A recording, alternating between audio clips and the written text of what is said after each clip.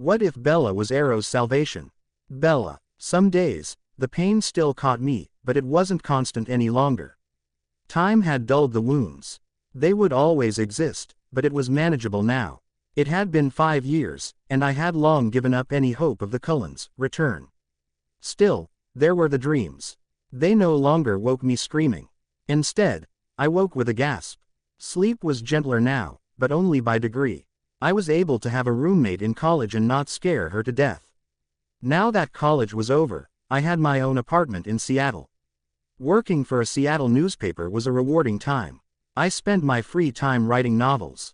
I hoped they would be published one day. Charlie was proud of the life I'd made for myself. I called him every week. He was happy with Sue. They were married in a small ceremony a year ago. I was ecstatic that Charlie had finally moved on. I had thought that he would forever be hung up on Renee.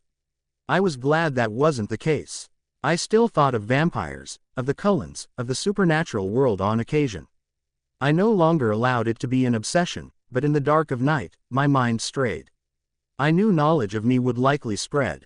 I feared the day the Volturi came to silence me, but I had long ago accepted my demise would be at the hands of a vampire. They would be called to Volterra for even an innocuous reason. Aro would read their crime, and it would be the end of Bella Swan. I didn't allow myself close friends for this reason. I didn't want anyone standing between me and inevitability when they finally came. I had learned to love the silence, the freedom to think my own thoughts. I had always been a bit of an introvert. I had just taken that to the next level. I still went to clubs and out to dinner with coworkers and acquaintances. I wasn't a total hermit, but I didn't insert myself into their lives so far as to leave a real mark. Books were my true friends. They didn't judge me for daydreaming about people who should no longer exist. They didn't notice when I woke from a deep sleep, gasping for air. They filled my mind with stories of times long gone or yet to come. They allowed my mind to drift. The knock on the door startled me. I wasn't expecting anyone. My acquaintances didn't even know my address. I rose to answer it, knowing in my heart my time had come. I was calm, even calmer than I expected to be. I opened the door to find a very handsome red-eyed vampire. I invited him in. I couldn't have my neighbors hear the coming conversation. "You don't seem surprised to see me here," he said. He seemed intrigued. When the Cullens singled me out and made their nature so obvious I couldn't help but be curious, my life was over. "I've been expecting you since Edward abandoned me to die in the forest. You took longer than I expected," I explained. "I am to take you to Volterra to be a witness in the trial against the Cullen Coven. We need to be on our way. You may collect some clothing to get you through a few days," the mystery vampire instructed. I went to my closet and picked up the bag I had kept prepared for this moment. I grabbed my iPod. I put on the locket that carried Charlie's and Renee's pictures. I picked up my laptop last. It was filled with tales of vampires and werewolves. It wasn't safe to leave behind. Looking around the apartment for the last time, I took my phone and keys out of my pocket. This was a one-way trip. I wouldn't be returning here, no matter my fate. I walked away from my life without a look over my shoulder. My new vampire acquaintance said nothing as we took the elevator to the ground floor. He did take my bag from me, though. He led me to a black SUV and opened the door for me. I slid in. After putting my bag in the back, he drove us to the airport. It was where I expected the journey to take us. It surprised me that we didn't park in long-term parking, though. We made our way to a hangar and pulled in. I expected a private plane. It's difficult to smuggle people out of the country after all, but I thought we'd at least have to go through minimal security. In seconds, the vampire was outside my door with my bag in hand. I whispered a goodbye to Charlie. I would miss him more than anyone else. He had been a good father and a better friend in the last 5 years. Then I took the vampire's hand and let him lead me toward my future. When the plane was safely in the air, the vampire next to me relaxed. A tension left his shoulders that I hadn't realized was there. "My name is Dimitri, little one. Do you require food or drink?" I smiled. He seemed kind enough. He'd been gentle with me thus far after all. "I don't need anything right now, Dimitri, but thank you for your kindness. Do you happen to have any books on board?" Dimitri smiled a genuine smile and guided me to a closet filled with books. I chose Persuasion. Dmitri chose something in a language I didn't recognize. We settled into our respective seats to read. I was more relaxed than I anticipated. I felt relatively safe with Dmitri. Reading helped relax me further. The only tension I felt was worry for what my dad would suffer when he called and found me missing. A search would begin that might not ever stop. I wished there was some way to spare him, but it was no longer in my power. Eventually, the words on the pages, the hum of the engines, and Dimitri's quiet presence lulled me to sleep. Unfortunately, my dreams weren't peaceful. I found myself in that damned forest again, watching Edward walk away. I hated this dream, the helpless feelings it engendered, and the stain of hopelessness that abandonment had left me with tainted me after all this time. Still, I watched myself from above as I ran through the trees chasing a phantom. I no longer lived the incident, instead, I watched it. When I finally tripped and stayed down, I waited patiently for Sam's warm embrace to rescue me from the forest floor. When it finally came, I was able to gasp back to wakefulness. I looked around to settle myself when it finally ended. Maybe I spoke during my dream because Dimitri's face showed his pity for a moment before it schooled into an emotionless mask. I smiled wryly at him. They left their mark in my dreams, I explained. He nodded and went back to his book. I went back to reading, but the book no longer held my interest. It was too bad. I had been enjoying it before. I sounded smaller than I expected when I asked, what should I expect in Volterra? Dmitri straightened in his seat, seeming to think for a moment. There will be a trial. You are a witness. You will explain everything from your point of view. It is imperative to both the trial and your survival that you tell the entire truth. The kings, Aro'S, and Marcus, are the judge and jury. The kings are firm, but fair. If it appears that things will go poorly for you, I will request that the kings allow you to join the guard. They rarely deny me, and you block my tracking abilities. That indicates a rather strong latent gift, perhaps a shield. You will, however, be surrounded by vampires. There are many of us, and we do not follow Carlyle's diet. You must remain strong. You think I could be useful? I clarified. Yes, Dmitri said simply. Shields vary, but they are very useful. Tell me, could Edward read your mind? Never. I just thought I was broken, or weird. I admitted. Dmitri chuckled but shook his head. You may be very strong when you are changed. You are not broken at all. I nodded and settled in to think. I was lucky Dmitri didn't seem to mind silence. I was used to it now. As my mind drifted, I allowed myself to indulge in my memories of the Cullens. It wasn't the fairy tale I had once believed. Love didn't conquer all, and the princess didn't rule the land. However, the monsters were real and dangerous. I survived through luck and stronger friends. I hoped that Dmitri was right and I could be of some use to these dangerous beings. I would have to prove my worth to remain here. As we came into land, Dmitri started preparing me for how I should behave in court. I listened closely, knowing a mistake could mean my life. Dmitri, Isabella, or Bella as I had been told she preferred to be called, was a calming companion on the flight. I had expected wolves to be protecting her apartment. The Cullens were so sure that she would be under their care. I was wary until we were airborne. Ambush was always a possibility, and from what I understood, there were many of them while I was just one. I was confident in my ability to defeat even multiple opponents, but I'd rather not hurt the girl's protectors permanently. Her dream was the only unsettling part of the trip. She still called out for Edward, poor girl. The gasp that woke her seemed to rattle her entire body. I hadn't felt pity for a human in centuries, but what she must have gone through inspired it. Her questions were quiet, pointed, and clear. I answered her to the best of my ability, even going so far as to explain how to behave during the trial. It was more than I had ever done before, but Bella seemed to inspire me to loyalty. It was an interesting trait. Too bad for the Cullens that they had no loyalty except perhaps to each other, and even that was questionable. On our way to the castle, I pointed out places of interest. Italy was beautiful after all, and I thought that sightseeing would help Bella remain calm. She seemed interested, but reserved. As we pulled into the underground garage, I reminded Bella to be strong, and she nodded. She understood. Felix was there to greet us at the parking spot. He got Bella's door for her before her seatbelt was off. It surprised me that she didn't even flinch at the fast movements of our strongest guard. I got her bag and her laptop while Felix introduced himself. She surprised me again by shaking his hand. Was she fearless, or had she just anticipated our arrival for so long she was numb? We made our way through the castle. Bella only made one request. She asked that if the Cullens were present that someone guard her. She was Edward's singer and didn't trust his control after all of these years. Felix and I both agreed before the doors were opened. Bella followed Felix into the throne room with her chin up, like there was nothing in that room to fear, when we all knew nothing was further from the truth. Her eyes gave away her fear when she saw the Cullens, but her steps didn't falter, her scent didn't change, and her heart kept its slow rhythm. I was proud. She was accepting the inevitability of her fate, whatever it might be. Bella. The throne room was even grander than I had imagined. I was grateful that Dimitri and Felix were willing to protect me from Edward's thirst. I entered the vast room as confidently as I could manage. I almost paused when I saw the Cullens on the far side of the room. They were still beautiful, of course.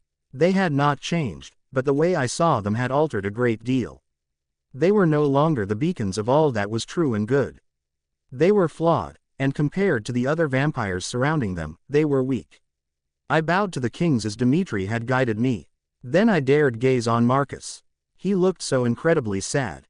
His expression was unreadable, but he was watching the Cullens' expressions, not mine. When I met Aro'S gaze, something within me changed. The pieces of my broken soul seemed to slot themselves back into place. It was a feat I thought impossible. I didn't know what had happened. Perhaps they had a healer among their number who could see how broken I truly was. Still, I wanted to approach him. I wanted to thank him for this miracle. I stayed still instead. Dimitri approached Aro'S and offered his hand. I watched with rapt attention as Dimitri's thoughts became Aro'S. What a convenient gift Aro'S had, especially with his position. To be able to deduce truth from lies so easily would be nice. Edward growled from the corner that the Cullens had been relegated to. I tried not to flinch but noticed Felix crouch slightly in readiness. I thanked him silently. Marcus's bored-looking gaze met mine, and he touched Aro'S hand as well. Aro'S gasped, and even from my place, I could see the guard come to attention. Something was going on here. Something had happened that I hadn't prepared for. Still, my gaze was drawn back to Aro'S. He watched me carefully. I waited in the silence for his next move.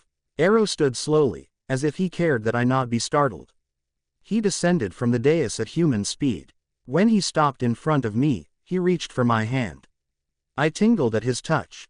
I felt more alive in that moment than I had in the last 5 years. Heat flooded my cheeks, my heart sped, and I wanted to embrace him more than I'd wanted anything in so long. As if he knew my craving, he embraced me.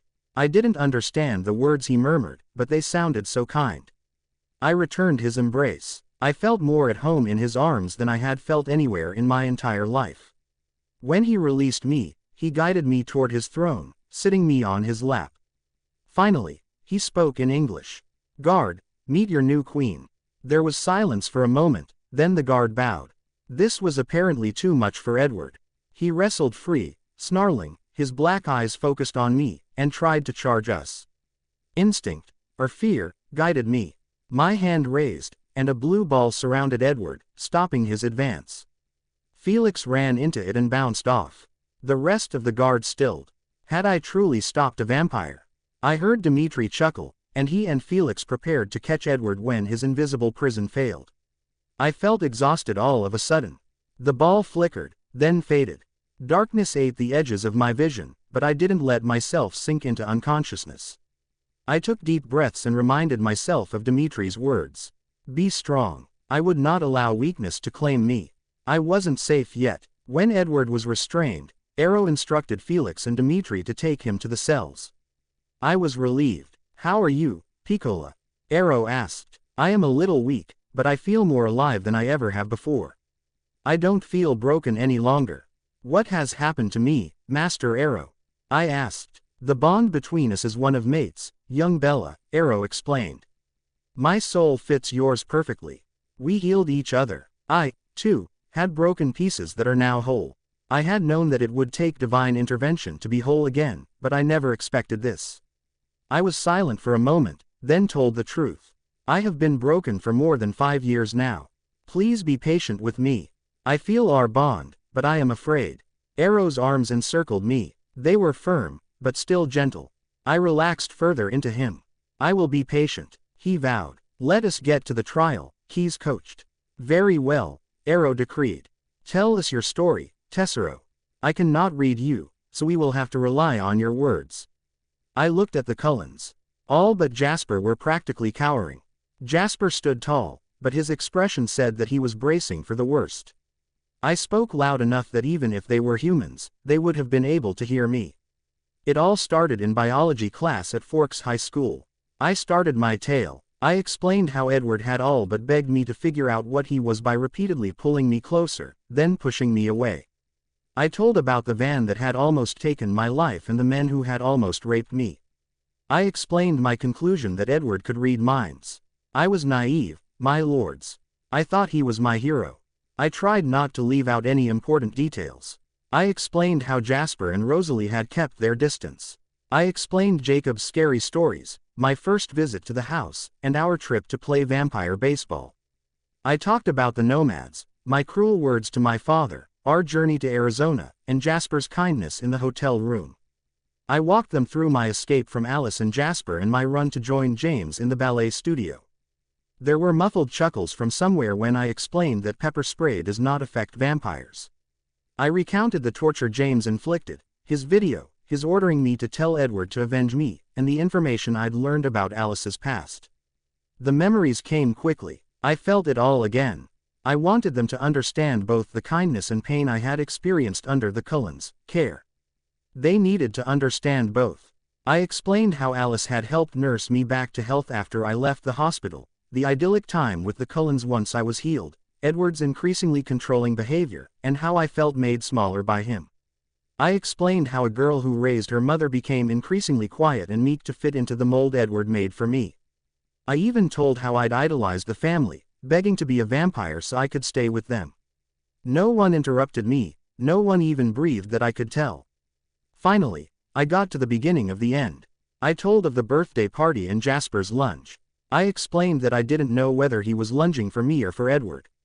I explained being thrown into glass plates and the damage done. I walked them through Carlisle stitching my wounds and removing the glass.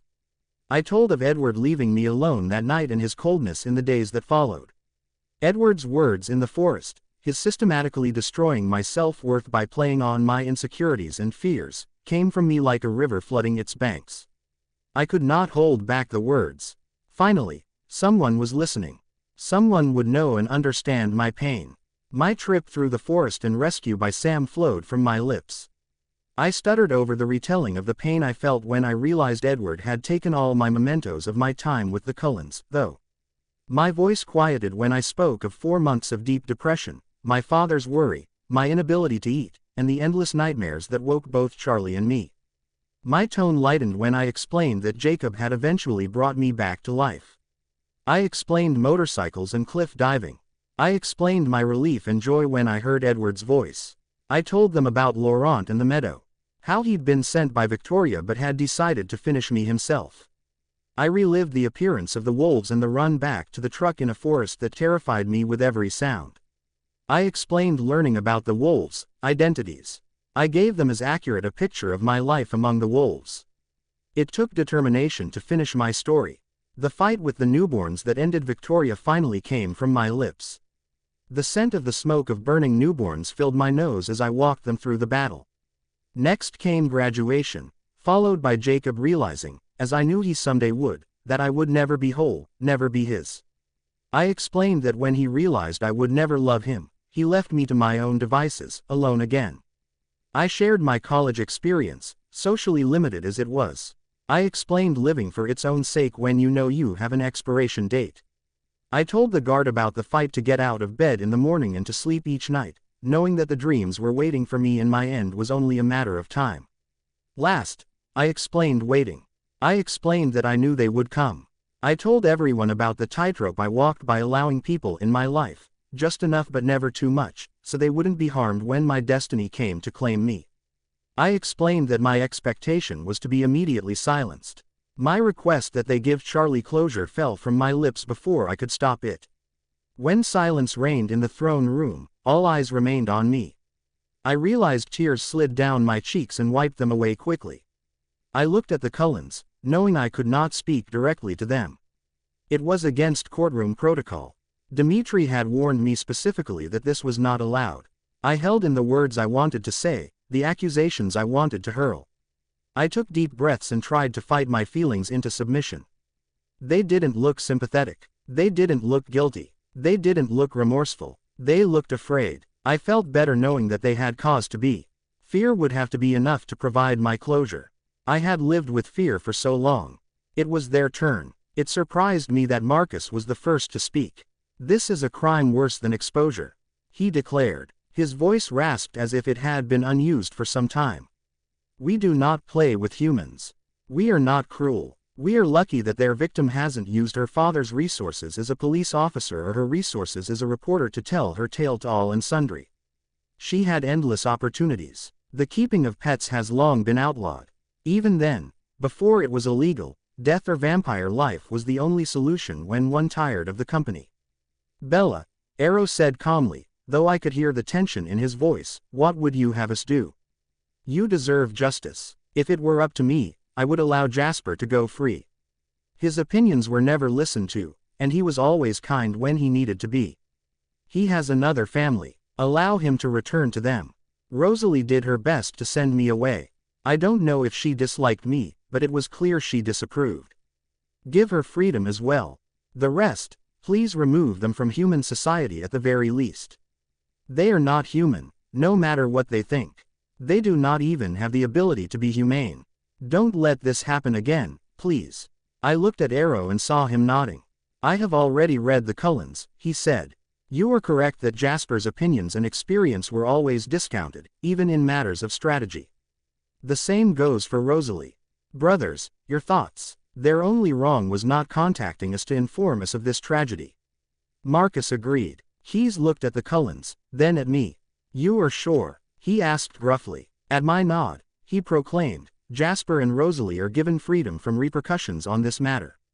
Next time, we will not be forgiving, so proceed with caution. You two are free to go if you wish." Jasper immediately separated himself from the Cullens as if strings had been cut. His face no longer looked like he was bracing for bad news. I was glad he got freedom. Rosalie stayed with the family, gripping Emmett's hand tightly.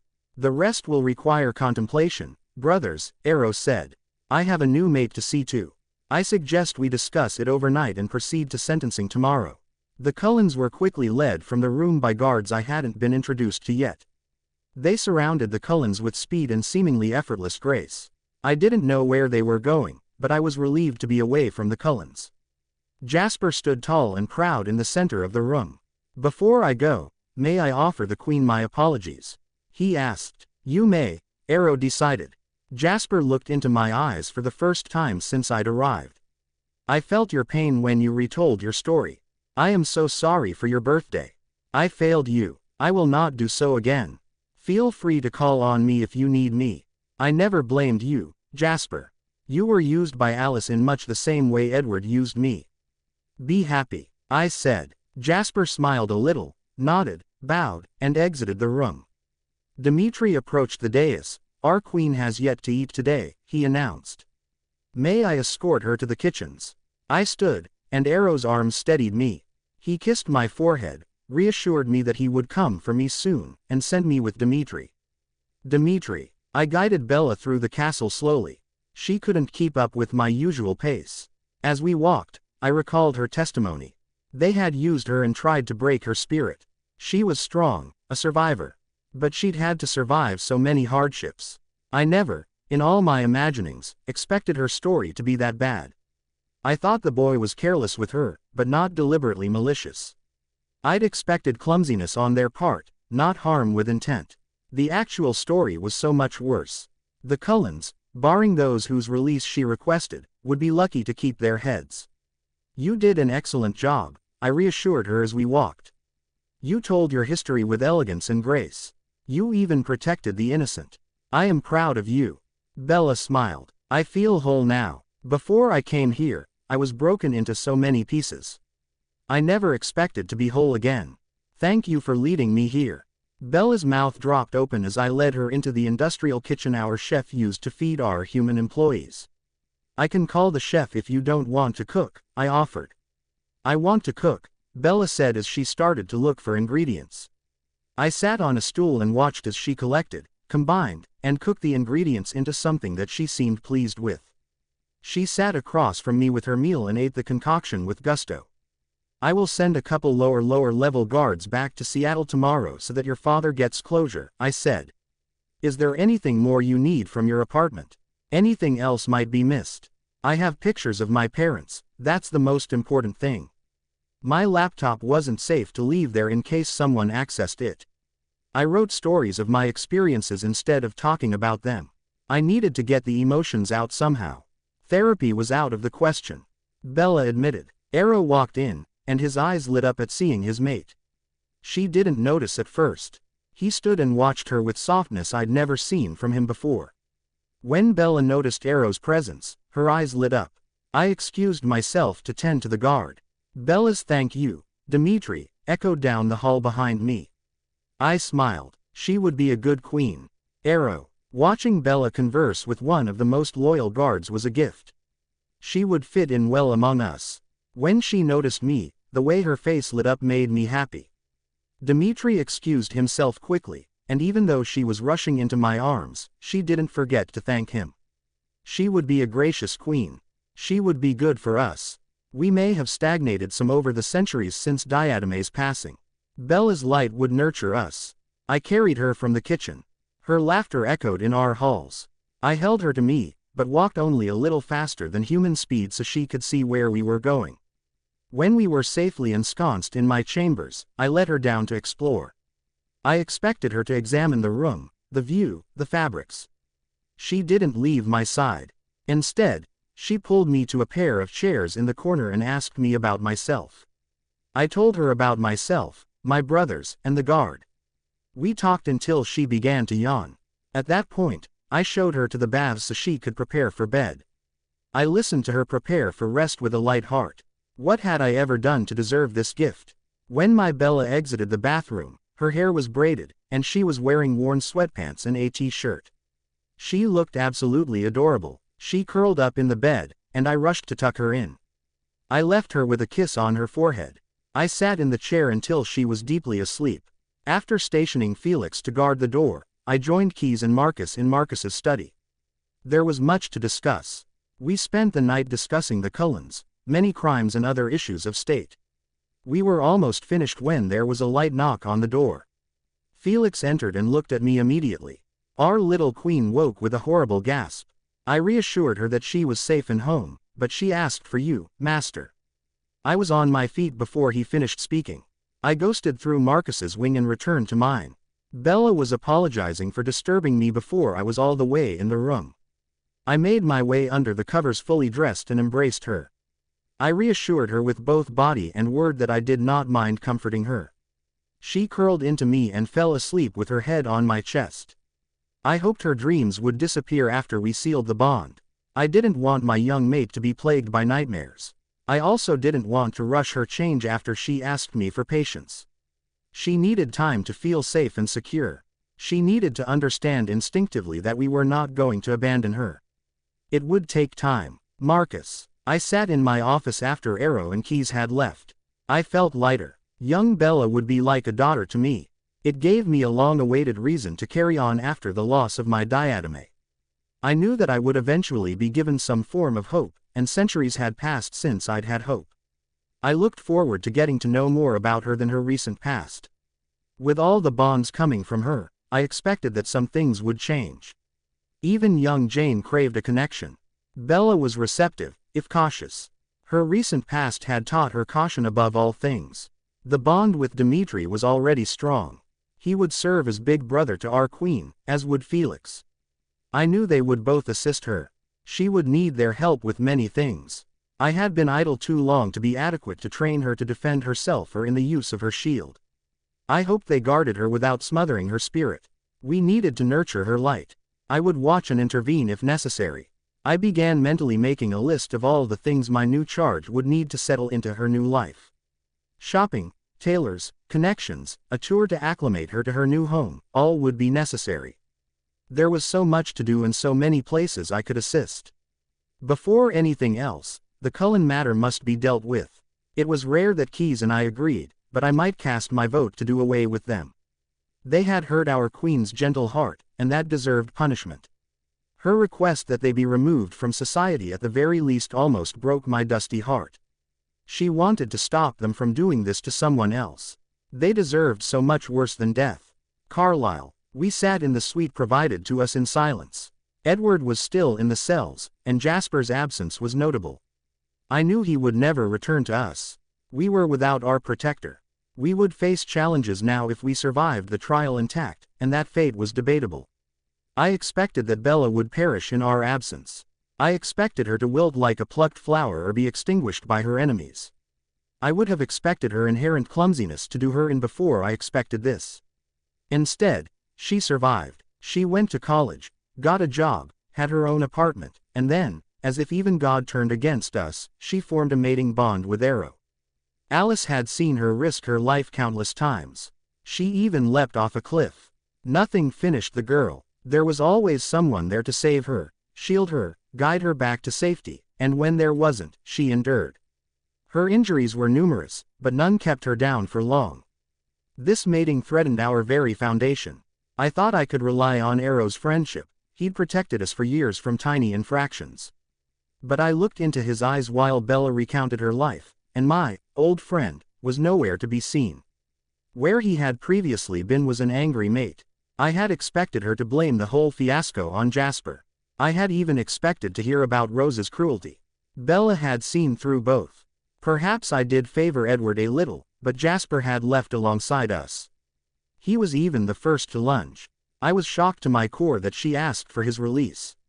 This wasn't the meek, malleable Bella that I had expected to woo with kind words about daughters and loyalty. That ploy would no longer work. Edward's claim was also shown to be false. I had made a potentially fatal error when I allowed Edward to convince her we no longer cared. I compounded it both by not insisting we say our farewells and by leaving her in danger with no way to even reach us. Alice had seen no consequences for us. Edward had heard no plan for revenge. If we survived the trial, I would have to get them under control and not rely on their gifts any longer. They could not be trusted in any long-term way. Rose was the one to stir us from our silence. We're screwed, she declared crassly. We have no allies, no ties, no influence, nothing to see us through this. I told you she would bring this family to ruin. After what we did to her, I can't even really blame her. We left her to face two vampires unprotected. At this point, I'm not sure whether your leadership is cruel or just inept. Esme's quiet language correction was completely ignored. Emmett spoke next. You heard her. At the very least, she wants us removed from human society. We've lost everything, even if we survive. No school, no college, no shopping, no interaction, no trips, no career, likely no human contact at all. Leaving her was wrong, no matter what Edward and Alice wanted. We've even lost Jasper. I can't protect us alone, and you didn't learn to defend yourselves when I asked you to. How are we going to survive? We'll be all right, Esme tried to comfort. I'll be all right, Rose said. I was horribly callous with her, and she still asked for my release. I can't carry the entire family, though. Esme, you've worn blinders where Carlyle and Edward are concerned since you woke to this life.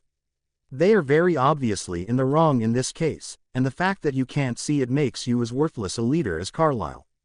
Alice, I asked. I hoped that she had some news of the coming decisions for us. Bella must be near Aro'S, or her gift shields him no matter the distance. I am blind to his decisions. She is even blank to me now. Keyes wants us all dead, and even Marcus is debating agreeing with him. We may not all survive, and we need to plan for that.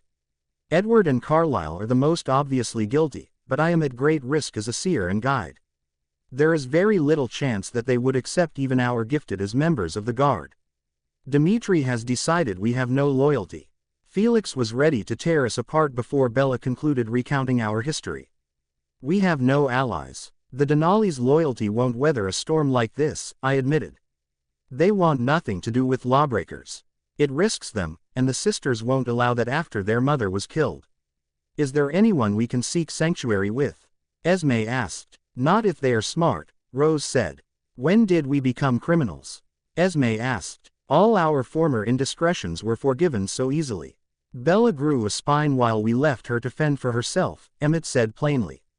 When the mating bond snapped into place, we lost everything, but we lost the things that made us a good coven years ago. There should have been no indiscretions to forgive. We should have been above reproach. We lost the last bit of anything that made us good when Carlisle allowed Edward to test his thirst against his singer's lure instead of disappearing into the night. We are no better than James or Victoria. We don't even have the excuse that they are food to forgive playing games with them. We don't eat them. We claimed her as family and left her in an immortal world with immortal enemies. We are reprehensible. All but Rose stared at Emmett as if he'd lost his mind. I don't want to stay with this coven, Rosie, Emmett admitted. If we survive, we need to find a way to redeem ourselves. Rose took Emmett's hand, and they stood, making their way to their bedroom. I knew in my heart that they would not return, or if they did, they would leave at the first opportunity. I didn't see any consequences, Alice cried. I swear I didn't. She got up and went to her room, leaving Esme and me. We rose to go to our rooms as well. The suite fell into silence again. If there was hope, I honestly didn't see it. Arrow. Bella slept soundly through the night and woke when the sun shone on her through the window. I would remember to close the curtains tonight. She kissed my cheek shyly before leaping out of bed and making her way to the bath. I changed suits while she showered and prepared herself. I felt more alive than I had in millennia. I felt such joy it surprised me. When the door opened, and I saw Bella's attire, I was surprised. She wore a floor-length emerald green dress that accentuated but didn't advertise her curves. I expected some form of the trousers women wore now and a casual top as she had worn yesterday. You look beautiful, Tessero, I stated. A blush warmed her cheeks, and her eyes sparkled. You look pretty good too, she said. As we were about to leave the room, Bella's gaze met mine. She looked uncertain. I stopped to allow her to ask whatever question had taken the light from her eyes. I just remembered, Bella stammered.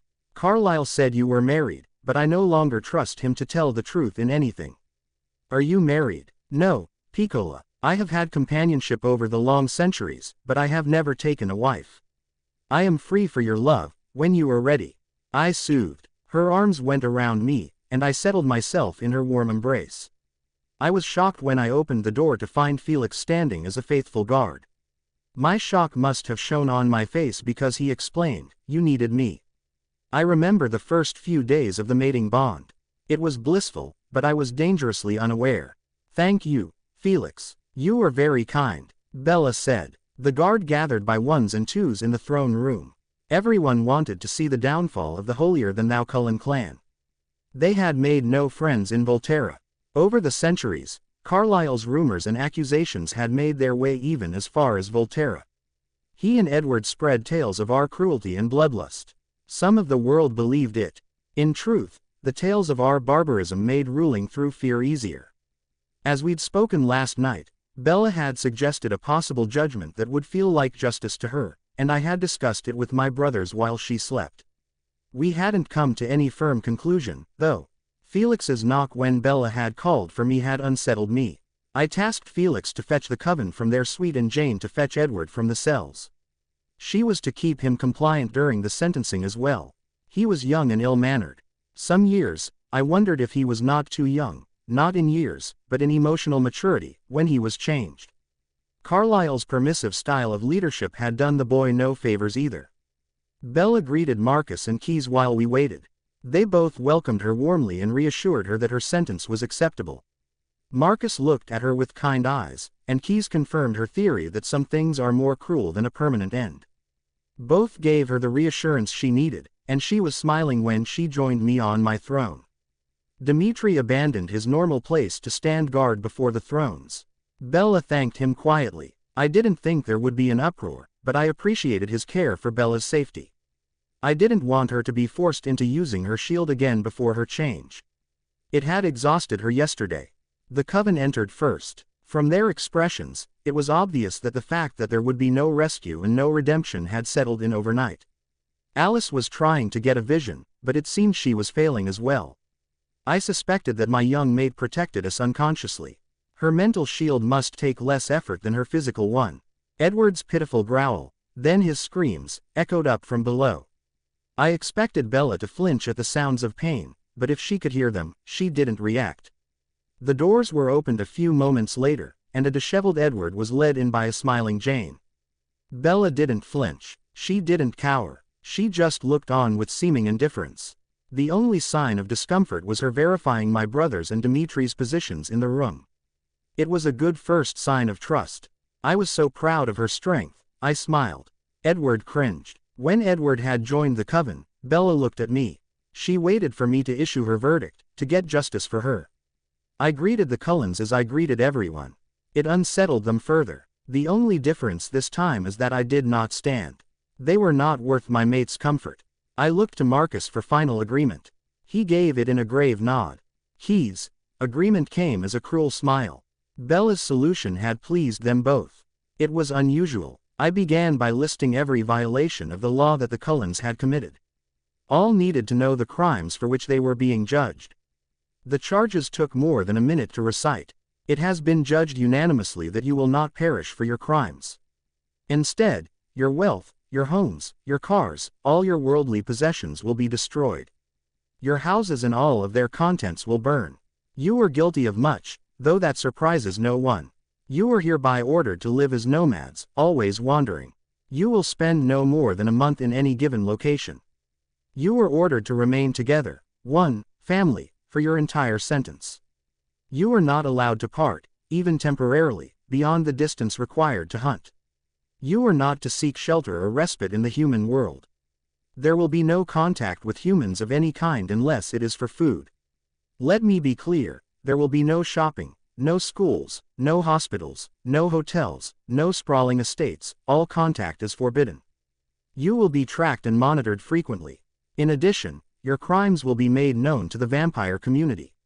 If I were you, I wouldn't seek shelter with your old allies, expecting their ignorance to save you.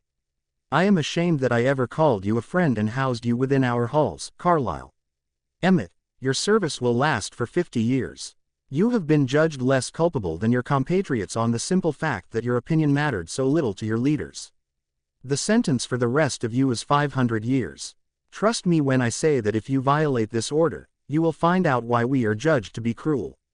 That is all. Be clear of Volterra by nightfall and do not return until your sentence ends. You will find no friends here. There were small gasps from the Cullen coven. There were even a few among the guards. This was obviously not our usual sentence. Dimitri, Felix, escort the Cullens to their suite to collect the few worldly goods remaining to them, then see to the destruction of every Cullen property. Miss nothing. Instruct the guard that all banking accounts, secure boxes, every storage container, and any property at all are destroyed. Check all aliases. I expect it all to go up in smoke in no more than 2 days. Please be cautious when in Washington. There are shapeshifters that I do not want harmed. They have protected our queen, and for that, they are owed our respect. Tell any vampire you meet of the Cullens, many crimes and their sentence. Both Felix and Dimitri bowed, but neither left the queen unguarded. We had chosen our guard well. Jane joined in to escort Edward from the room. I agreed that it was wise to have a guard just for him. He was known to be impulsive, especially when things didn't go his way. The Cullens' withdrawal from the room was quick. I didn't blame them for not wanting to stay under the unforgiving gazes of all assembled.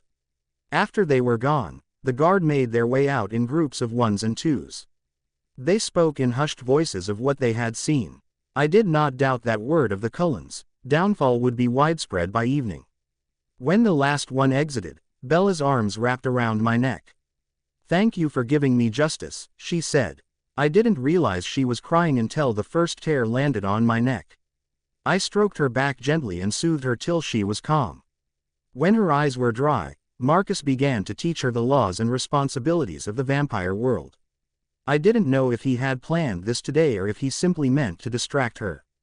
Either way, she listened with rapt attention.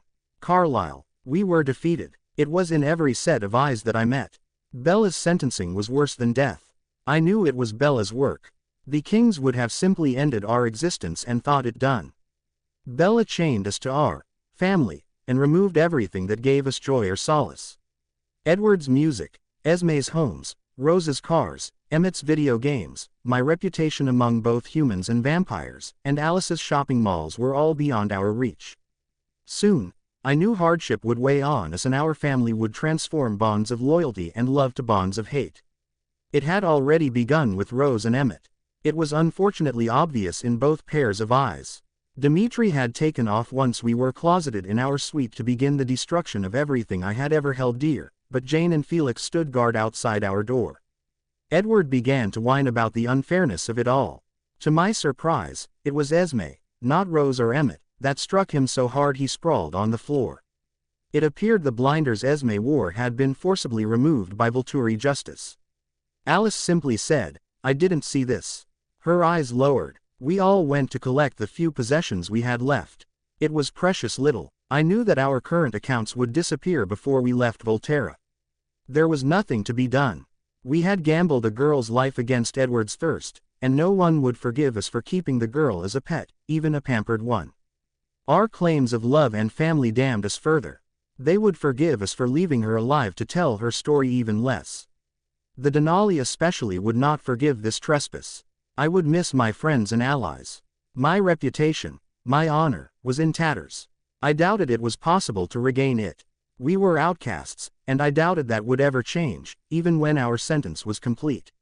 We gathered by the door to our suite and were escorted, defeated, not only from the castle but the entirety of Volterra. I knew the others would sooner die than listen to Edward already, but I had no leadership left to give. As Rose and Emmett adequately stated, I had been proven a fraud. Esme led us into uncharted territory in Europe. Perhaps the far reaches of civilization would bring us peace. I doubted it. Dimitri, I issued orders to every member of the guard. This was a big task. To achieve it in only 2 days would require every hand on board. The Cullens had property everywhere. Their wealth was almost as vast, and tracking all the accounts would take time. Once Felix returned, I set him the task of making every bank account disappear. It would take some effort, but I had no doubt he and his small team of technical wizards could make it happen in short order. I remembered my promise to Bella that we would provide closure to her father as I gave orders to the Northwest team. They would provide the little comfort to Charles Swan that we were able to give while avoiding the shapeshifters and setting the Forks mansion ablaze. I wondered if the shapeshifters would hear of the Cullens' downfall. I hoped they did. It might give them a modicum of peace after their struggles. The guard left in small teams at designated intervals, so it didn't look like an anthill was being evacuated. All our aircraft were in use, and all but personal vehicles had been claimed. There was only essential staff and the elite guard left at the castle. I made my way to the throne room. I was the only guard present. I reported, in summary, the orders that had been given and the manpower it took to achieve them. Bella thanked me while the kings complimented my planning. I stayed in the throne room to act as a guard, listening to Marcus's instructions to Bella on our laws and customs. She asked relevant questions. I interrupted when noon came and went, and Bella hadn't paused for lunch. She no longer showed signs of malnutrition, but she did not remember to care for herself as she should. I would remain aware. We left the kings to their business, and I escorted Bella down to meet our chef. He had been instructed to prepare meals for our new queen. I could have fetched it for her, but I thought she'd like to meet him. It would serve as both a meal and a distraction. On our way to the kitchen, Bella whispered, "Was my sentence too harsh, Dimitri?" Did she wonder if we would think badly of her? I told the truth as I saw it. It isn't usually the Volturi way to take more than the life of the criminal. Typically, their sentence would have been death, the end would be swift, and we would sweep up the ashes. Your sentence for the Cullens was just. They didn't prize their lives very highly, some even wished for death. Instead, you chose, very wisely in my opinion, to take away what they did prize. With their many allies worldwide, this will be seen as a fair punishment since they still live, and it has the added bonus of not causing strife among powerful covens. You did well. Tension left Bella that I hadn't realized she carried. It's over now, she declared. I nodded in agreement. Bella's meeting with Renard, our chef, was light and seemingly carefree. After eating the meal he prepared, She praised his skill in the kitchen till the vampire would have blushed were he able. We wandered around the castle, and I showed her our library, remembering her reaction to the modest collection of books housed on the plain. Her eyes lit up, and she practically skipped around the room, discovering what each shelf contained. I guided her to the collections of titles in English. I didn't think she spoke any other language, though I might have been wrong. She laughed lightly when she found our selection of modern vampire fiction. Aro came to fetch her before she had chosen a book, but she was instantly aware of his presence and left her search to throw herself into her mate's embrace. Their bond was growing already. I was pleased. I excused myself to check on Felix's progress and to verify that our corps of guards that had remained behind were vigilant. Still, I kept an ear out for their progress around the castle. My job had many facets, and guaranteeing the safety of the kings and queens was one of them. I almost counted on Keys to protect himself. He was truly ruthless and was an enemy to stand in front of him. I would bet on the enemy's defeat. Marcus, however, had longed for death and languished so long that I watched him. I knew he could be fierce in battle, but I wasn't sure he possessed the will to survive that was required when facing a truly deadly opponent. Normally, I didn't worry over much about Aro either, but a new mating made you distracted. Felix was useless to me for the first year after Heidi came to us. It took time and effort for him to regain his awareness. Some days, I had to practically beat it into him. Aro needed time. The elite guard would provide a buffer from the world till their mating was not so new. Jane. I was personally introduced to our queen on her third day in the castle. Aro instructed me to see to it that she had everything she needed. I guided her up to the elite guard's recreation room and introduced her to Renata and Heidi. They were planning our shopping trip and making lists of the boutiques and malls that would aid us in our endeavors. However, Bella's horror at the idea of whirlwind shopping had us rearranging our plans quickly. Heidi and Renata would see to the off-the-rack shopping while Bella and I visited the tailor and made changes to her and Master Aro's quarters. We settled in to learn Bella's style. She explained that she preferred jewel tones except for blue.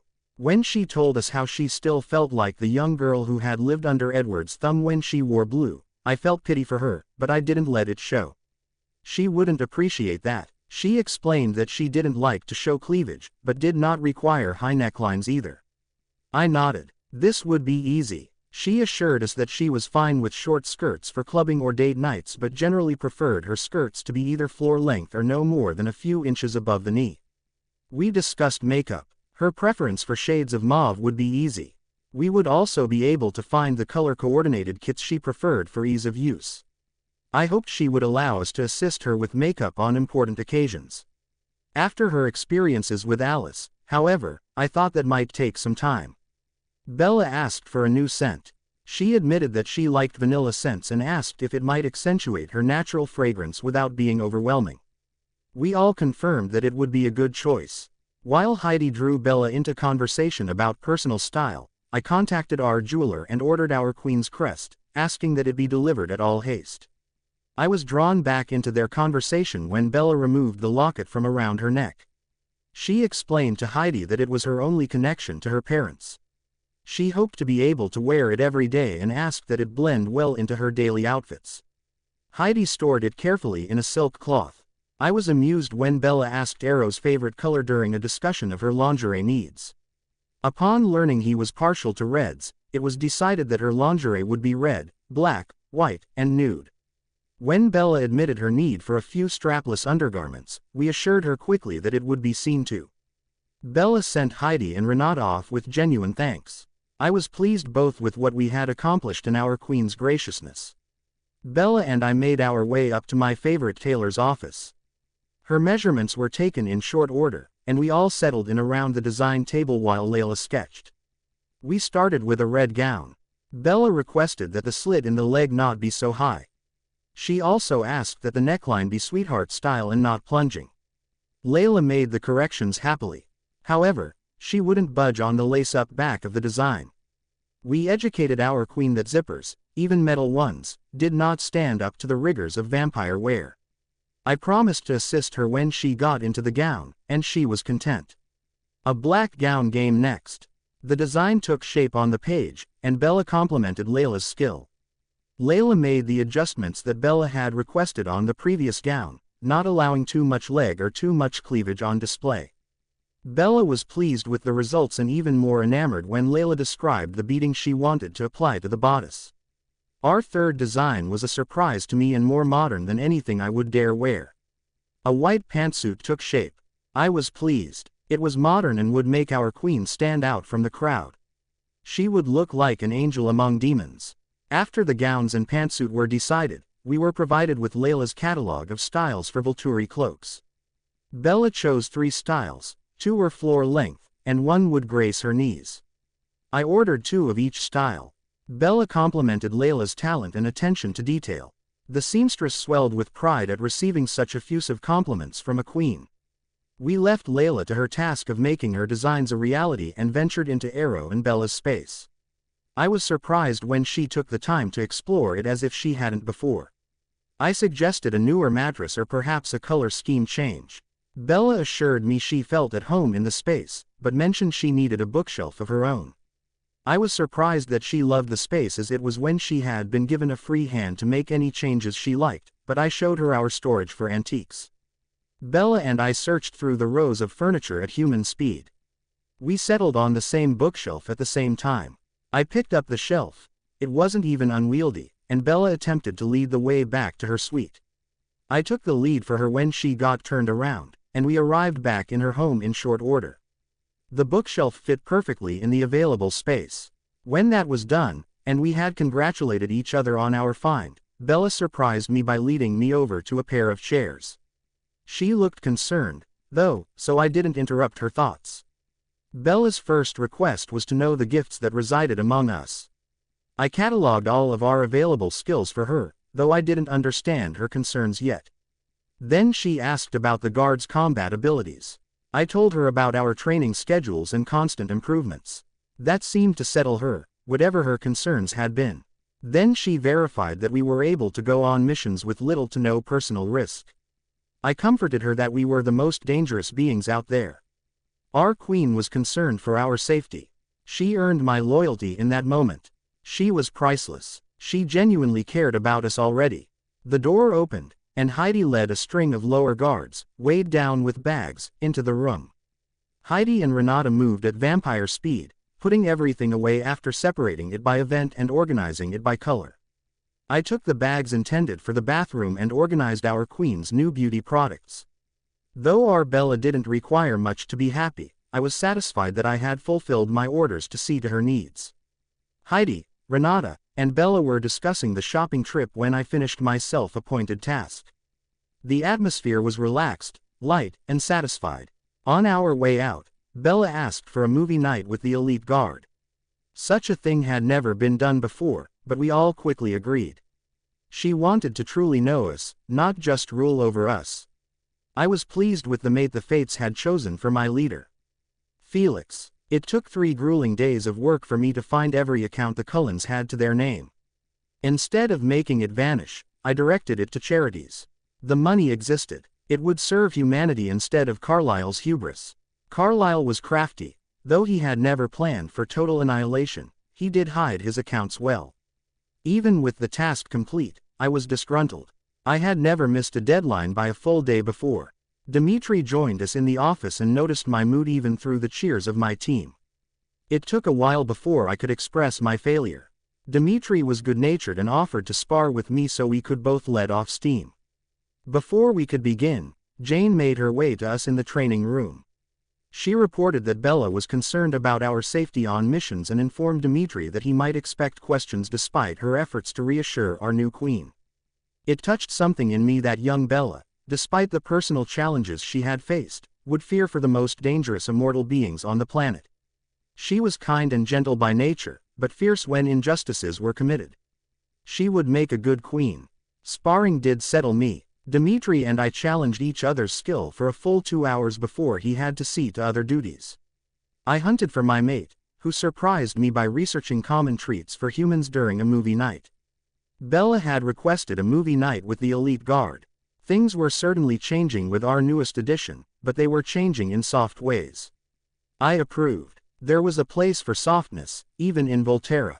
After Heidi finished her research, She sent our latest secretary out to stock up on the approved snack list. Then I dragged my mate over my shoulder and carried her to our apartment. She laughed with me the entire way. We made love passionately till morning. The castle was full of returning guards the next day. Spirits were high now that the task was complete. All but the group that had gone to Washington. They were explaining their confrontation with the wolves. I listened as they explained the size of the beasts and the guards' attempts to navigate negotiations. There didn't seem to be any complex problems to be addressed. No wolves or guards were harmed, and the confrontation sounded mild until the stuttering guard admitted that one wolf, the pack's new leader, was traveling to visit Bella as we spoke. The wolf would not be denied after he knew Bella's location and that she still lived. He was coming alone, without even a few companions to watch his back, but the news was not ideal. Facing her past again was not what our young queen needed. She had suffered much. I assumed this was the wolf that had abandoned Bella after her enemies were vanquished and he realized she would never be free to love him. I hoped the visit brought closure, not more pain. Dmitri complimented the lower guard on their skill in handling of the tense situation. He reassured them that they had not harmed our queen in the process. They left the gathering more confidently but without celebrations. I made my way to Dmitri to discuss this unfortunate outcome. After we settled on a plan, we made our way to the throne room to inform the masters. Luckily, Bella was elsewhere for the discussion. She might not have been pleased by the king's negative reaction to the news that her friend would join us here. In the end, we swore to protect our queen at all times while the wolf was present. The kings weren't happy, but they were satisfied. I went back to the office to track the wolf's flight information so we could be there to greet him. It would be bad if he blundered around Volterra trying to find us. I would greet him myself, so I knew it would be handled properly. Bella. Aro'S was contemplative when he joined me in our chambers at the end of the day. I waited for him to tell me what the problem was, but he didn't offer the information. Sleep wouldn't claim me while I was so aware of Aro'S distraction, so I curled up with him in his chair and asked him plainly what had happened. When he explained Jacob's imminent arrival, I had mixed feelings. It had been so long since I had seen him. He had left me when he finally realized he would never have my heart, but I hoped this meeting might give us both peace. Yes, his absence from my life had hurt, but I thought it was ultimately what he needed to move on in his own life. I requested to negotiate a treaty with the Quileute wolves. They were still my friends in my heart, and I wanted their safety and happiness. Aro'S agreed more easily than I expected after I explained my reasoning. He even offered to fund scholarships for the tribes so that they could go on to be productive members of society. It was all contingent on Jacob harming no one, of course, but if he was coming alone, I didn't see this as an obstacle. I fell asleep in Aro'S comforting embrace. Not even nightmares interrupted my rest. My worlds were colliding, but I trusted my friends.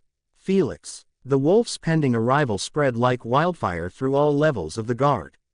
I had no less than 10 guards ask if I needed assistance greeting our visitor. I declined them all. If he dared to come across the ocean alone and into a coven he probably saw as his own personal hell to talk to his former friend, I could at least greet him similarly. The masters were tense as well. It wasn't as obvious with them, but it was clear in their bearing. Bella had called for Jane to see if she would mind helping with makeup or whatever women did when they were nervous. She went willingly. I passed her in the hallway when she was on her way to Aro'S wing. I hoped none of the lower guard erred and made the wolf feel threatened. The elite guard I trusted to hold their composure, but we'd never seen a true shapeshifter. Bella had told of their size and ferocity in battle, but described them as overgrown puppies the rest of the time. I doubt that description would hold outside of their territory, but I intended to set the wolf at ease if it were possible. My height should not tower over him, so I hoped that he would not be put off by anything besides my species. Humans, barring our ever-present secretary, were barred from the castle today. We had never had a cross-species meeting before, and caution won out over efficiency. The secretary was required to maintain a human mask if locals wandered into our midst. The gardening and clerical work would hold for a day. I left an hour early for the airport. I did not want to risk him arriving early. My sign had his name spelled out quite clearly. I left the castle, hoping for a good outcome and happy to get away from the attention and intrigue that blanketed the castle. I rolled the windows down on the way to the airport. It was an overcast day, so I didn't have to worry about the sparkle effect giving me away. I didn't know if shapeshifters smelled as unappealing as their moon-driven cousins, but I thought I might be grateful to be able to lower the window on our return to the castle. An hour passed with ease. My arrival at the airport was smooth. I was plenty early. I made my way to the appropriate arrival gate and waited for the appropriate flight to deboard. While I waited, I made a list of everything I needed to do at the castle after our visitor departed. I also catalogued everything I knew about shapeshifters, which, besides Bella's tale, was precious little. They shifted for the first time after prolonged exposure to vampires. Their gift or curse could only be passed to their children. There was no passing by it as was the case with the children of the moon. Of course, there was still Bella's big puppy description. I didn't think that description would please him, so I kept my chuckle to myself. When Jacob appeared, I knew it. The odor reached me at the same time I saw the Native American man towering above the rest of the passengers. He was roughly my height. I kept my face clear but as welcoming as I could make it and held my sign placidly. Jacob approached with aggression in his posture but a blank expression. I chose to believe his posture. He was prepared to fight to get to Bella if he had to. I introduced myself and asked him to follow me. I stayed aware but calm. There was no threat here, and as long as Bella didn't make him wait, I didn't think there would be a threat later. Once the doors to the SUV were closed, Jacob began firing questions. Where is Bella? Where are we going? And how did you know what flight I was on? All poured from his lips like a dam had burst. I answered each question calmly and succinctly. He gave up all decorum and practically begged me, what has she gotten herself into now? I thought of all the things Bella had gone through. This boy, this man, had experienced most of them vicariously through her. It must be difficult shielding a human. That more than anything prompted me to give him the full story. Bella arrived here, prisoner of the Volturi and witness to the Cullens, many crimes, days ago. My friend and captain of the guard, Dimitri, was tasked with fetching her from her apartment in Seattle. We expected your pack to be guarding her, so we sent our most lethal on the mission. We didn't want to harm your pack in any way, so we had to send someone capable of disabling without permanently injuring you, and Dimitri is our best bet. Dimitri found her anticipating our arrival. She even had a bag packed already. Dimitri was kind to her. They have quickly built a friendship. When she walked into the throne room to give her testimony, however, something happened that no one anticipated. She looked into one of our king's eyes and a mating bond formed. Before we knew what was happening, Aro was ushering her to his throne and declaring her queen. She gave her testimony, told us her history, and devised a brilliant punishment for the Cullens. Since then, she has been settling into her new role as queen. She is not a prisoner. She is free to converse with you and show you our fair city. You may notice a guard nearby. We are all protective of our human queen. There is no need to fear us, Jacob Black.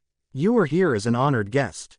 Clumsy, stumbling, lovable Bella Swan is now queen of the vampire world. Jacob clarified. I haven't seen any sign of clumsiness. Perhaps she outgrew it in your absence, but the rest of your statement is accurate, I confirmed. Jacob chuckled tiredly. She was hard to protect, but easy to love. I regret that I turned away after Victoria's little uprising was put down. She will always be my friend. She thinks of you fondly, from what I understand, I said. But, I must caution you, her heart will belong to Master Aro now. You must prepare yourself for that. Some things may have changed in your absence, but I doubt it as very much. Silence stretched in the SUV until Jacob voiced his next question. Can you tell me the Cullens' punishment? Normally, we would just destroy those who broke the law as many different ways as the Cullens did.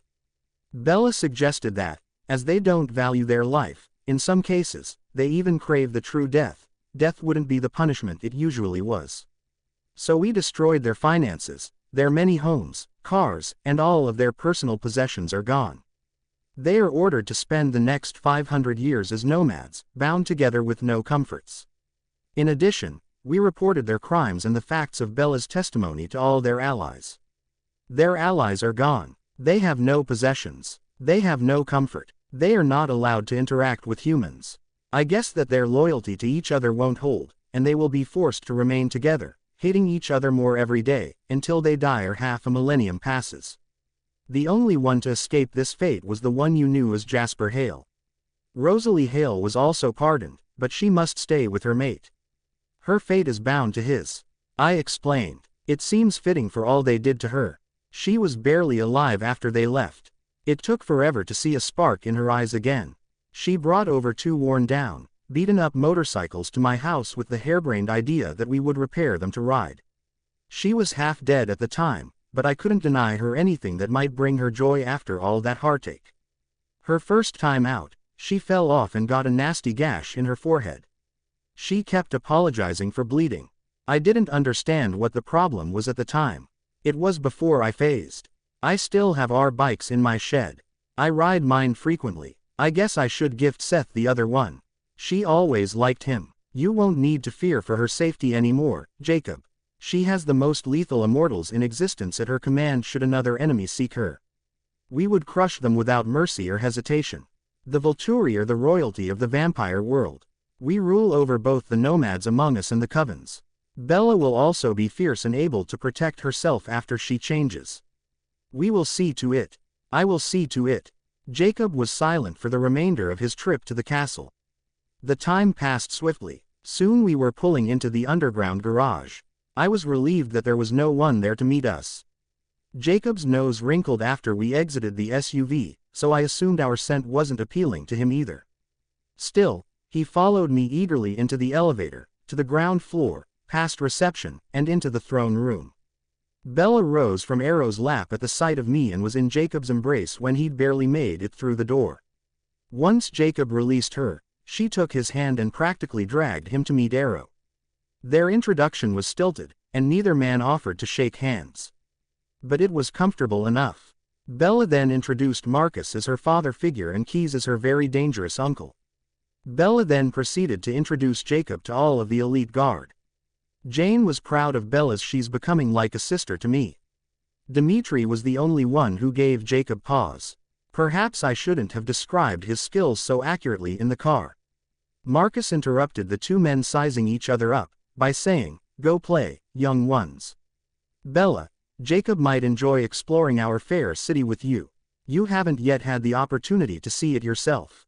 Dimitri and Felix will accompany you, of course, but will give you privacy to catch up with recent events." Bella rushed to Aro'S throne to give him a small peck on his cheek, then returned to Jacob and looked to me to lead the way to the human entrance. We hadn't gotten around to showing her that yet. Dimitri unobtrusively brought up the rear. Once they were out in the city, we fell back, remaining aware of every beating and non-beating heart in the vicinity but allowing them the illusion of privacy.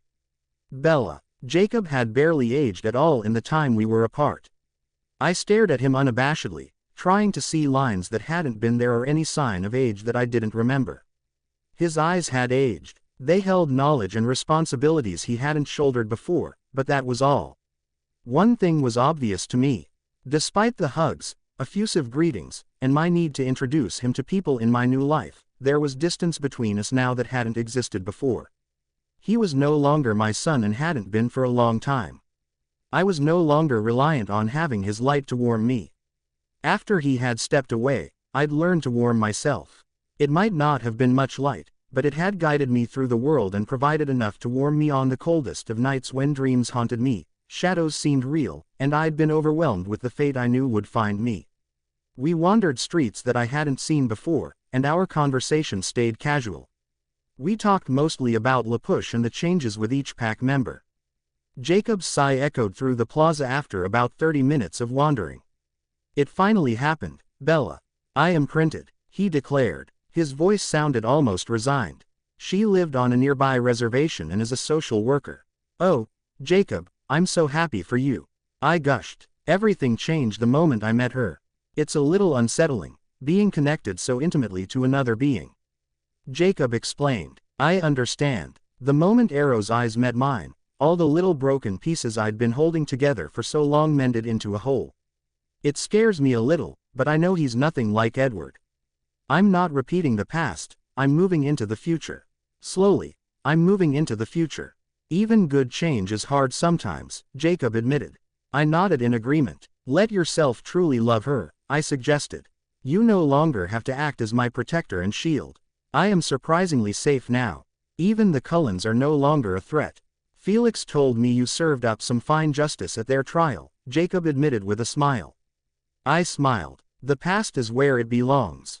You don't have to worry about them sparking changes in future generations for a very, very long time. Arrow even wants to form a treaty to help you move forward. You'll be able to call on us if things ever devolve into chaos again. I don't want you to be forced to fight any more wars. Allies, huh? Jacob asked. Yup, I replied, popping the pea like he used to. I'm sorry, Bella, Jacob blurted. Leaving you after he did, after the battle was won, after Victoria was dead, it was still inexcusable. You needed to be free of me to find your imprint. I declared calmly. I hadn't expected an apology. You needed to be free to grow, not just act as my protector. I was too broken for you to be anything else. I couldn't open myself up romantically and actually feel anything real till Arrow healed me. I won't say it didn't hurt at the time, but it was the best thing for you. It may have even been the best thing for me. I wouldn't have stood on my own 2 feet if you'd been there to lean on. It was around dinner time when Dimitri approached. The chef has prepared your dinner this evening. I informed him of Jacob's dietary requirements, so you can be assured there will be plenty. Are you ready to eat? I smiled at Dimitri and asked hesitantly, can you lead the way? I'm turned around again. Dimitri guided us through the human entrance and down to the kitchen for dinner. The seriousness of the conversation faded as Jacob's mouth went wide when he saw the space. I showed him to the table and climbed onto my stool. Soon, there was a 4-course meal placed before us. It was delicious, as usual, and Jacob ate with his usual gusto while he told me about his imprint. I hoped for his sake that he'd stop fighting the bond as he seemed to be. He was owed a good life. I wanted him to live it, even if I wouldn't see the transformation. After dinner ended, I couldn't hold back my question any longer. I needed him to tell me how Charlie was coping. Your memorial was sad, but he has Sue, Leah, and Seth to distract him. Sometimes he looks at me like he's not as clueless as we think, but he has no answers. He knows nothing of the supernatural world. At times, it's tempting to tell him. But the fact that it's not what you want for him stops me before the urge becomes real. He can never know Jacob. Those told the secret are sentenced to death or vampirism in my world. It's not just a faux pas, it is strictly forbidden. I pleaded. He nodded seriously in agreement. Felix was kind enough to escort Jacob to collect his suitcase and see him to his lodgings for the night. He politely declined staying with us, without citing leech stink as the main reason. We'd both grown up. I knew I'd see him in the morning, but it was a little sad to see him go after such a short reunion. Luckily, Arrow rescued me from my dark thoughts. We went for a wonderful walk through the Volturi Gardens before we went to our suite for the night. Arrow laughingly pointed out freesia in the garden. I'd never seen or smelled it before, despite its notes in my own scent. When I curled into his cool embrace for the night, I admitted, I'm falling in love with you, Arrow. Day by day, I'm falling in love with you. I fell asleep before he responded, safe in his arms. My dreams that night were not my familiar night terrors. Instead, they were a happy wandering down memory lane with the wolves. Even Paul, who most of the time I hadn't cared for much, appeared in his softer moments. I dreamed of Jacob telling me scary stories, hearing the legends from the elders, motorcycles, and cliff diving. I dreamed of safe forests and unseen protectors. The victory celebration following Victoria's defeat made an appearance. Even the moments that had been scary at the time seemed soft and out of focus. I knew instinctively that my mind was finally relegating my dreams to their proper place. It was nice seeing them all, even through this out-of-focus lens, and telling them goodbye, one cherished memory at a time. Bella. I woke with the sun, rested and at peace. My dreams were foggy in my memory but pleasant. When I prepared for the day, I didn't try to imitate the old Bella as I had done yesterday. Today would be a new beginning. There were treaty negotiations to complete before Jacob's plane left this evening. I would be a hostess and guide. There were still semi-private conversations to be had, it was true, but I was queen. It wouldn't be out of place for Jacob to see me in my new role. After my shower, Jane interrupted my preparations to see if I wanted assistance or a friendly ear. I took advantage of both. Jane chose a wine-colored sundress for me during our conversation. It suited my coloring and my mood, so I put it on. Then she applied my makeup with a slightly heavier hand than she had the day before. I looked like myself, still, but polished when she showed me my reflection. My hair was wound into a braided crown around my head. It was a very pleasing effect. Jane joined me for my breakfast in the kitchens, though she looked at my food as if she couldn't imagine it being edible. When it was time, she led the way to Aro'S office, ushering me inside, then standing guard. Jacob joined us, and after a short wait, Marcus and Keys appeared as well. Aro presented Jacob with a comprehensive treaty that promised aid and assistance in times of need. It also made it illegal to venture within 50 miles of La Push. Jacob read it several times, then called the elders of the tribe for their feedback. I was pleased when Jacob took the pen and signed the accord. Aro, Keys, and Marcus signed as well, making it official. I withheld my signature, first because it wasn't needed and second because I couldn't risk there being any physical proof in Washington state that I still lived. With that point of business complete, Aro presented Jacob with an envelope with the simple instruction, "I want you to have this." Jacob opened it to see a check for $1 million. "Invested wisely, this can provide for your tribe for many years to come," Marcus said. "Take it, Jacob," I directed. "For the tribe's future." Jacob nodded to me and placed it carefully in his back pocket. I showed Jacob the gardens with a discreet Jane trailing us. We talked about the future today. Jacob imagined scholarships and medical care for the tribe. He talked about his future children's education and possibly going to trade school himself. He already worked as a mechanic, but he wanted to be able to restore old cars with precision and sell them to collectors in better than new condition. I was pleased. Jacob was moving on from the past, too.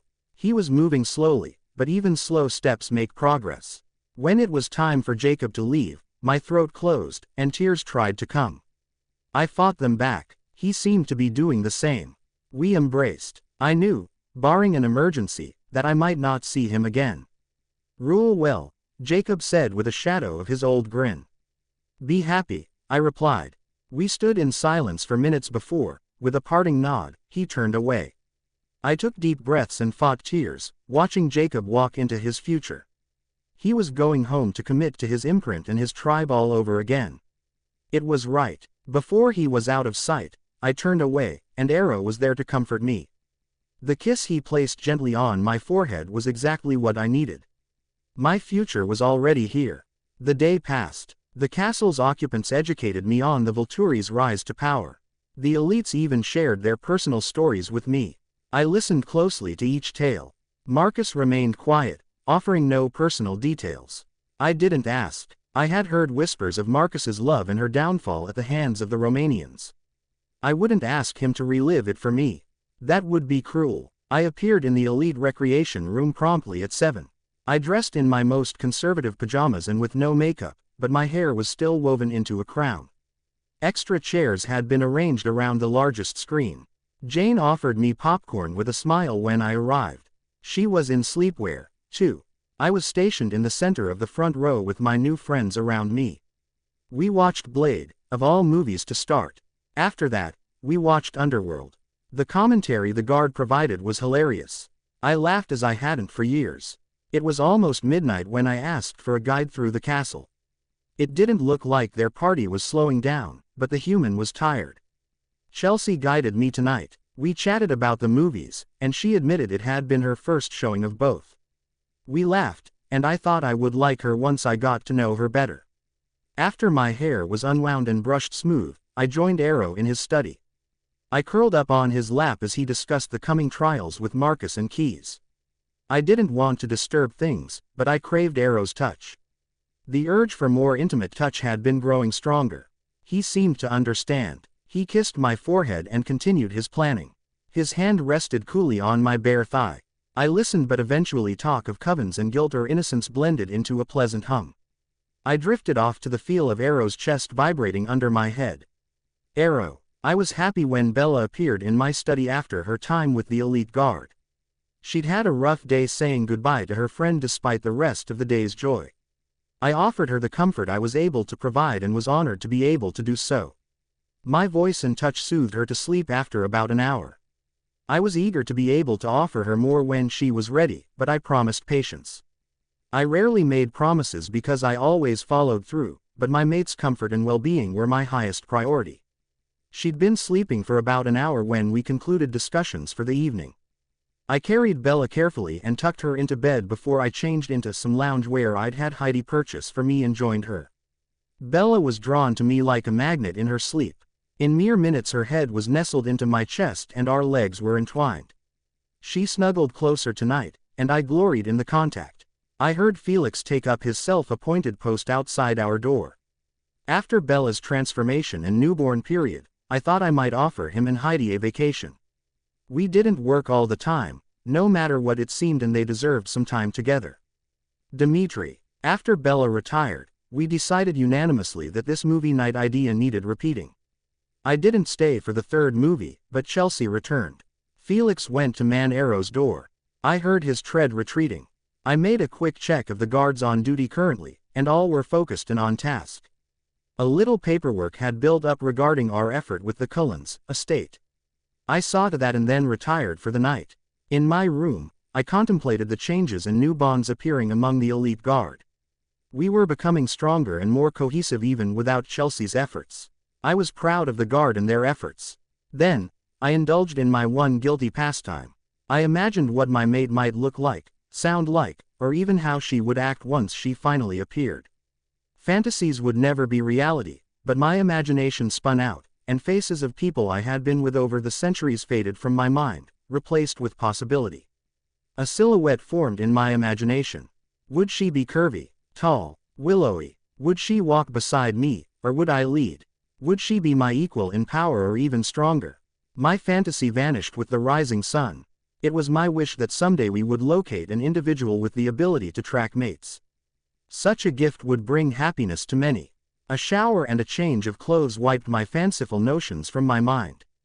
Ultimately, I was confident that I would meet her when it was time. There was much to do before then. I had to keep the vampire world as safe as possible. There would always be strife and discord among immortal beings, but we kept it to a minimum.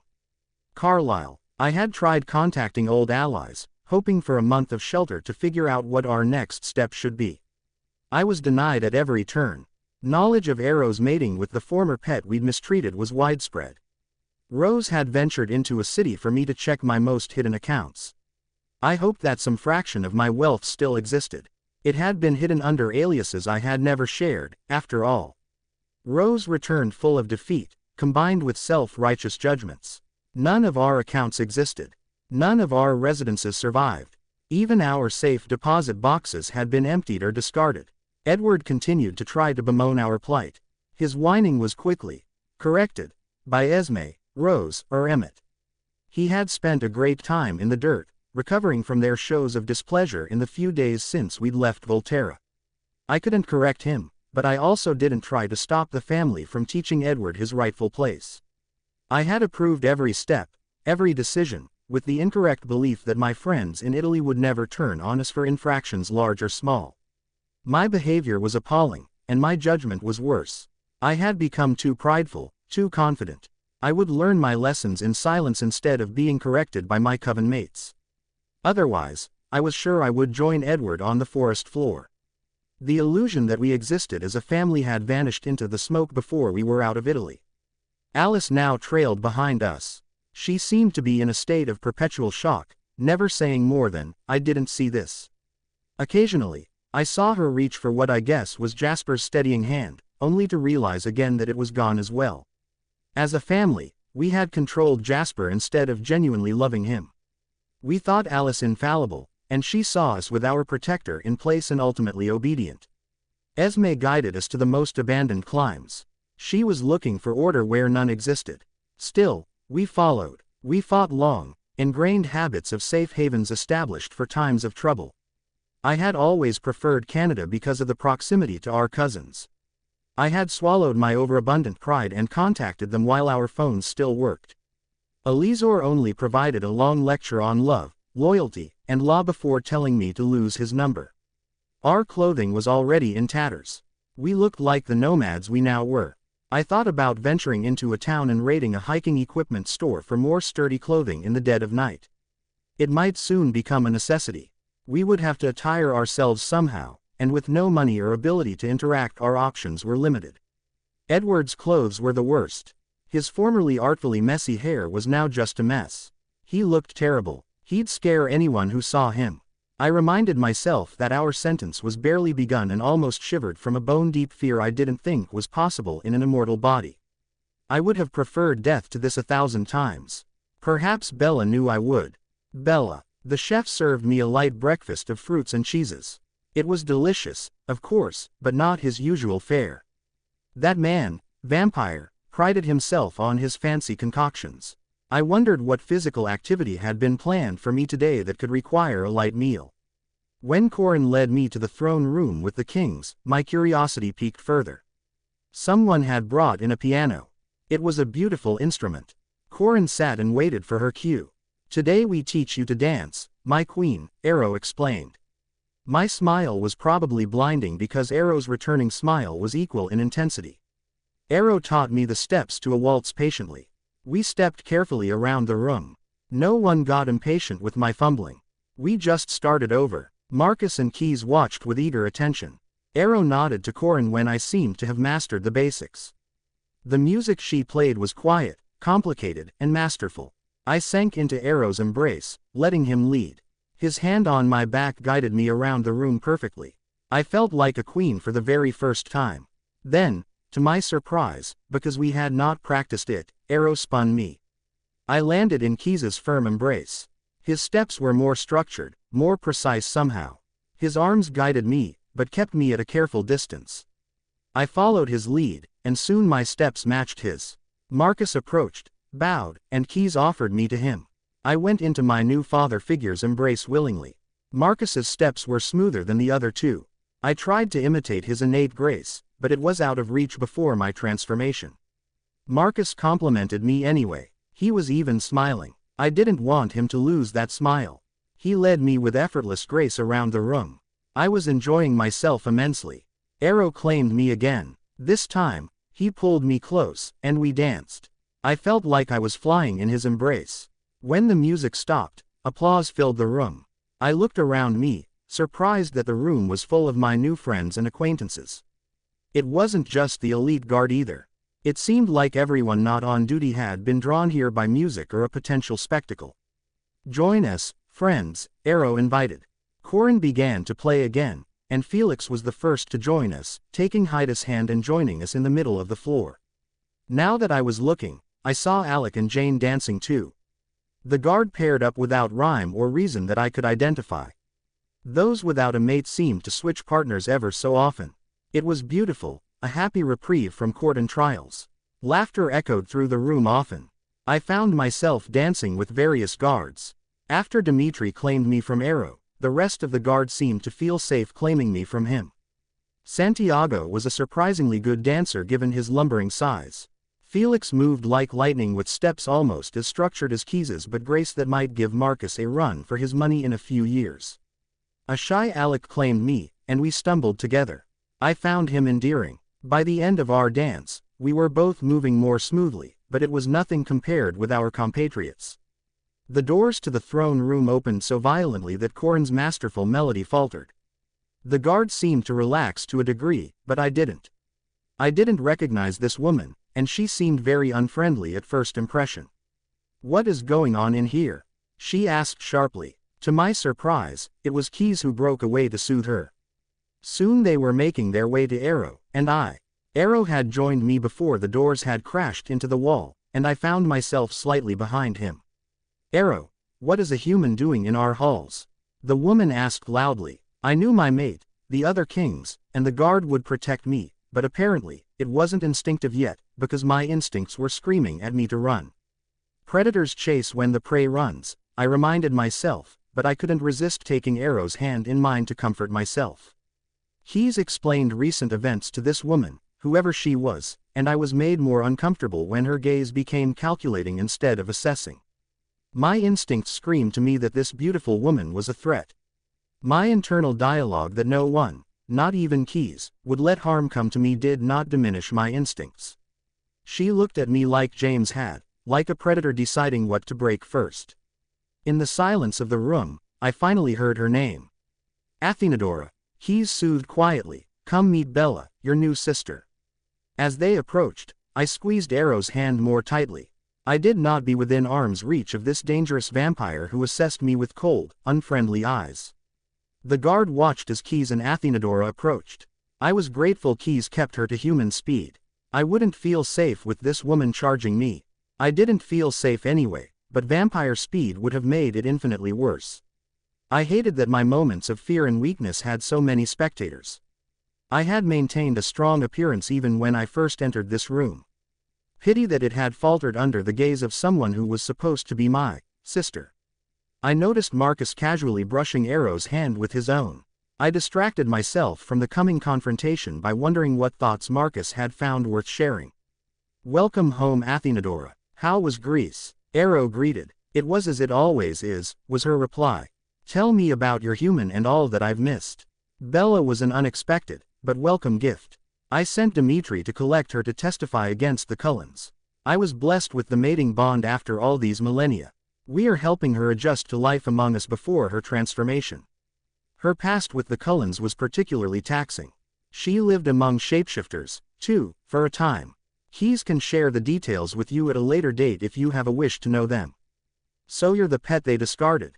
Athenadora snarled. Was she about to leap at me? I wasn't sure. I admitted quietly, but fate had better plans in store for me. Now I'm Aro'S queen. A human will never be queen here, Athenadora declared. Watch yourself, Aro said quietly. There was danger in his tone and posture. I decide if my mate can handle the duties of queen in her human form. She can. It has been proven in your absence. She may require some assistance, but the triumvirate and elite are willing and eager to provide it.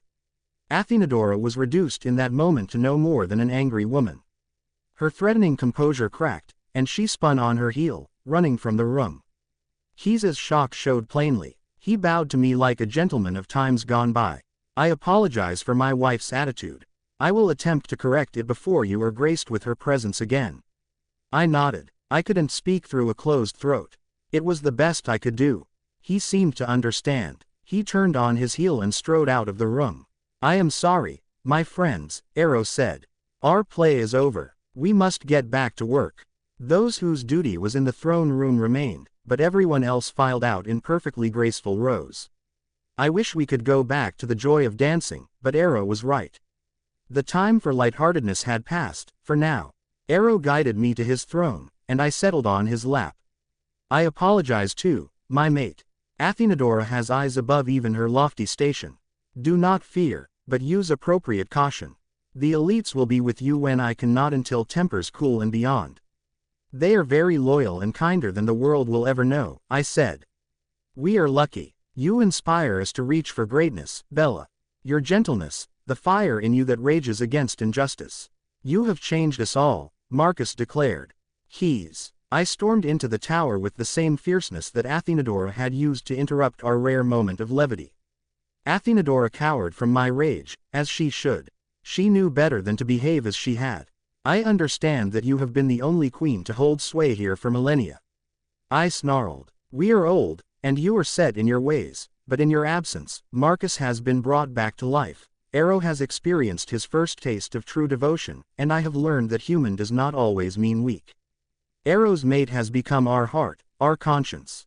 She is sweet, somewhat innocent despite her rocky past, and gentle with the guard. However, she is fiercely against injustice. Both the guard and the triumvirate are protective of her in ways they never have been and never will be of you. If you threaten her, if you bring her fear again, you will feel my displeasure if Aro allows your survival.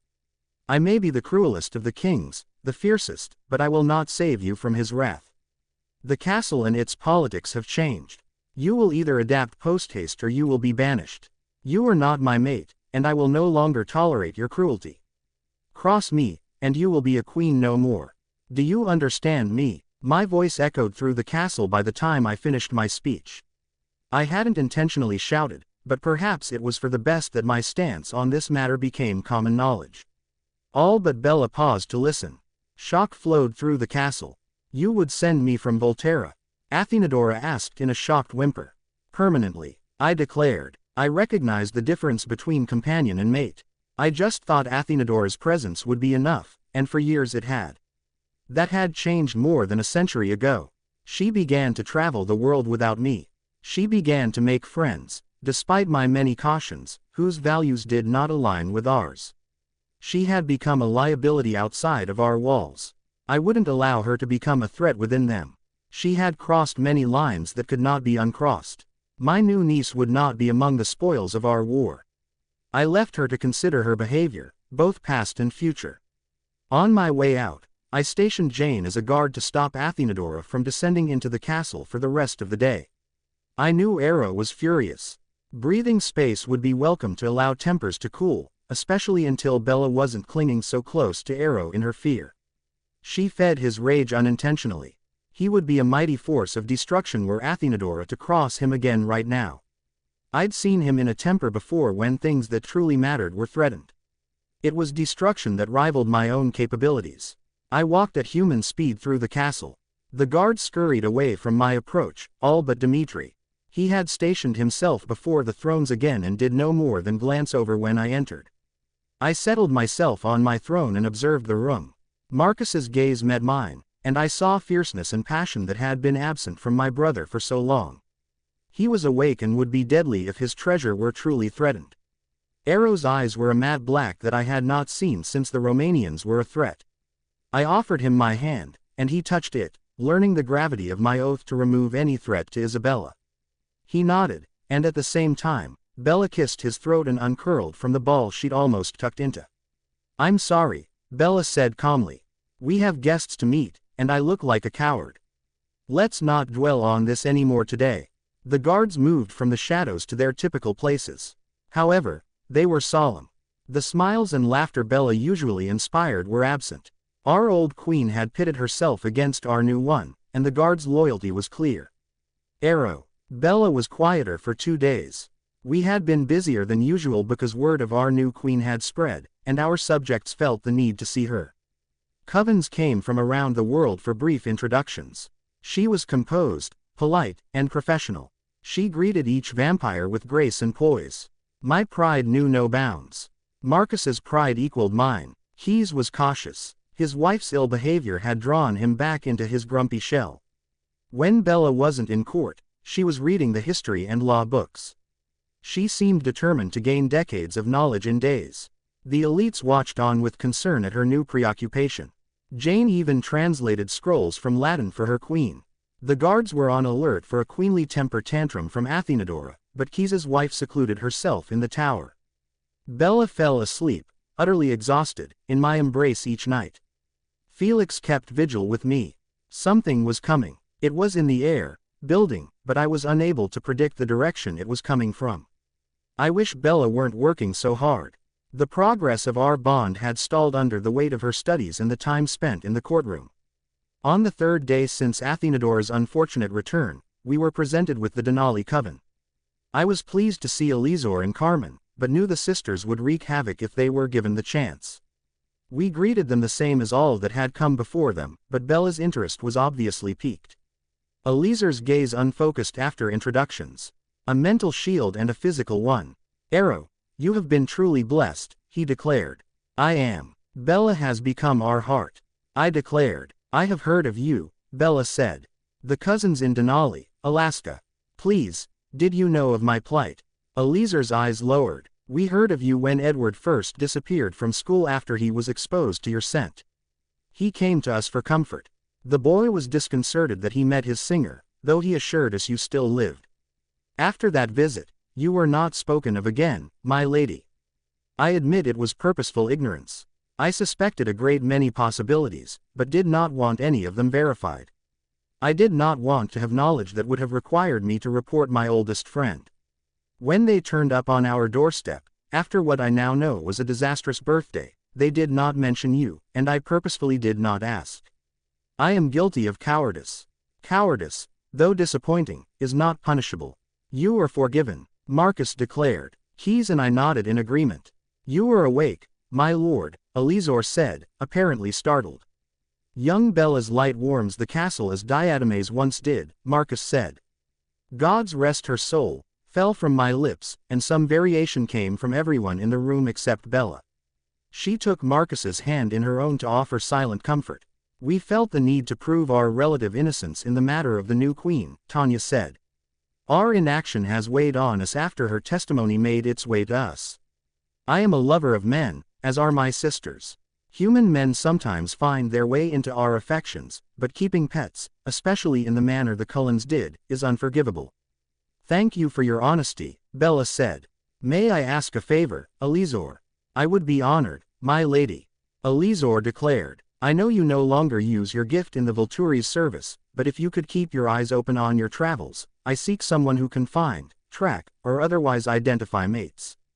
If a miracle should occur and you run across such a treasure, would you call us? You seek for your friends what you have found? Carmen asked. I do. I believe that the soul never dies, and I do not agree with Edward's theory that vampires are soulless. I believe it is just a matter of time for the right soul to be born, or reborn, depending. My friends, my new world, deserve the completeness, the soul-deep, total healing that I've been gifted. I will search, but do not get your hopes up. I have never heard of a tracker of mates before. Elizor cautioned. Wouldn't it be magnificent? I declared. You believe my lost mate's soul lives on in another?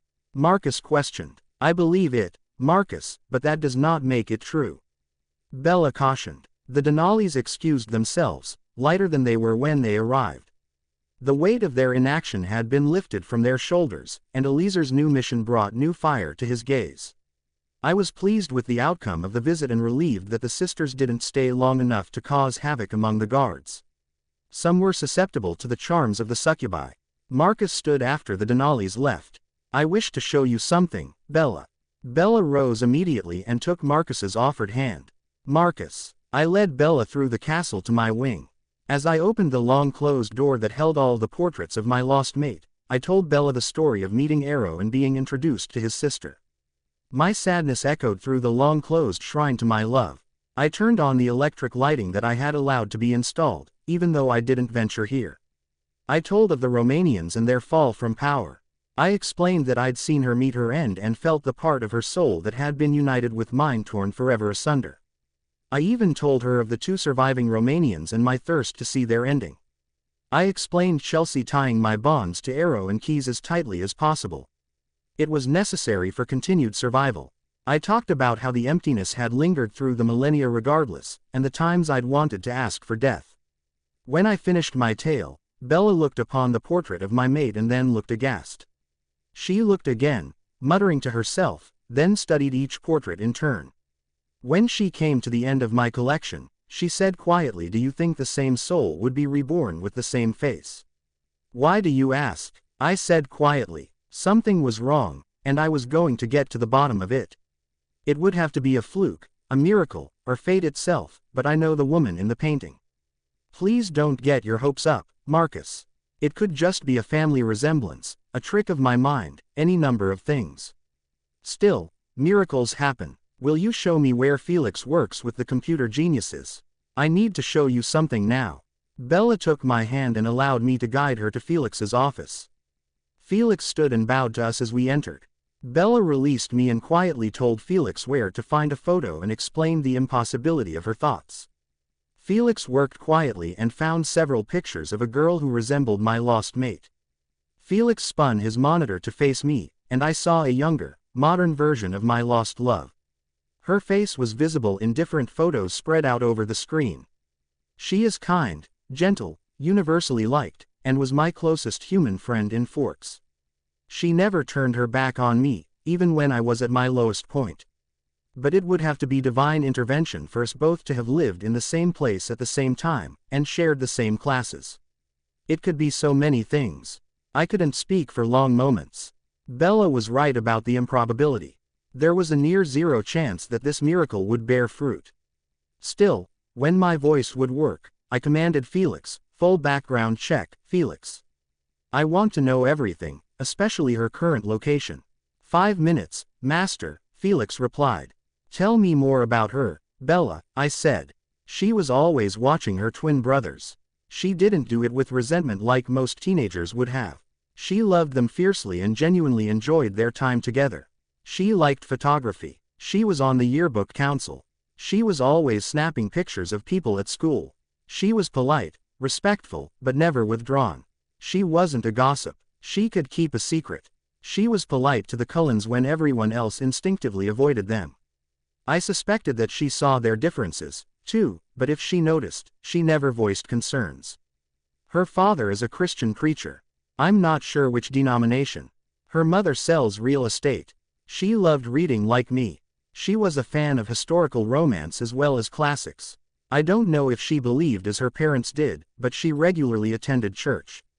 The one time I knew she was in trouble, it was for me. She told Charlie I would be at her house when I went off somewhere with Edward. Her parents were unhappy with me for a while. Bella's reminiscing was interrupted by an unfamiliar hum. Bella explained printers to me while Felix's research appeared neatly stacked. I had truly been absent from the world too long. When the hum stopped, I picked up the pages. The pictures of her were there for me to study at my leisure. After the pictures came pages of information. Bella guided me, distracted, back to my throne. Dmitri followed along behind respectfully and silently. When I was sitting again, I dared to examine the information Felix had provided. She had matured into her beauty in later pictures. While I read and memorized each minuscule piece of information, I told Aro'S and Keys about the modern woman who wore my dead wife's countenance. They were horrified at first, though they tried to keep their expressions blank. This transformed into curiosity pretty quickly. When I was silent, all information shared, Aro'S asked, "What do you intend to do, brother?" "Whatever your plans, we will support you. I go to Port Angeles, Washington, at dawn.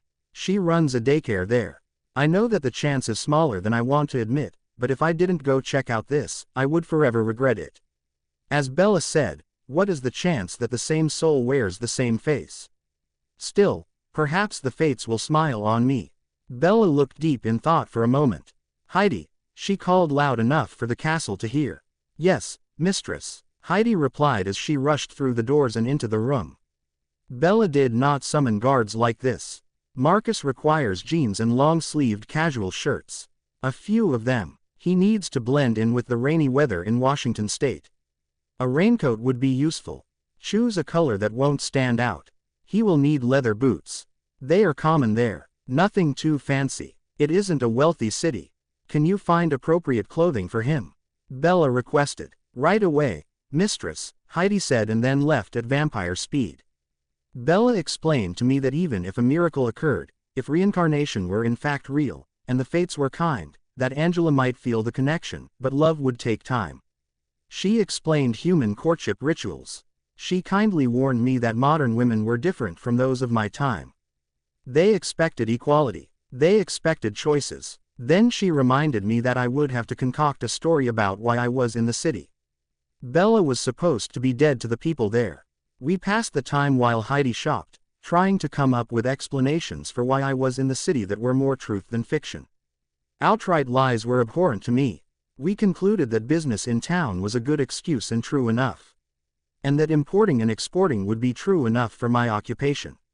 We did import and export things. It didn't make me feel completely honorless to voice these explanations. They weren't the whole truth by any means, but they weren't lies either. I decided that Corin, Jane, and Alec would accompany me. Dmitri called the pilot to order him to ready the plane. Corin, Jane, and Alec packed appropriate clothing. Heidi presented me with a suitcase of clothing appropriate for the weather in Washington. "I wish you a miracle, master," Heidi declared when her task was complete. "You are kind, Heidi, thank you," I said. Soon, I was in an automobile for the first time, racing to the airport. I had languished too long. No matter the results of my trip, it was time to join the modern world. I repeatedly cautioned myself during the trip that this was likely a tragedy, not a miracle. Still, I felt alive. Aro'S. The castle was buzzing with a low level of concern and excitement in the wake of Marcus's departure.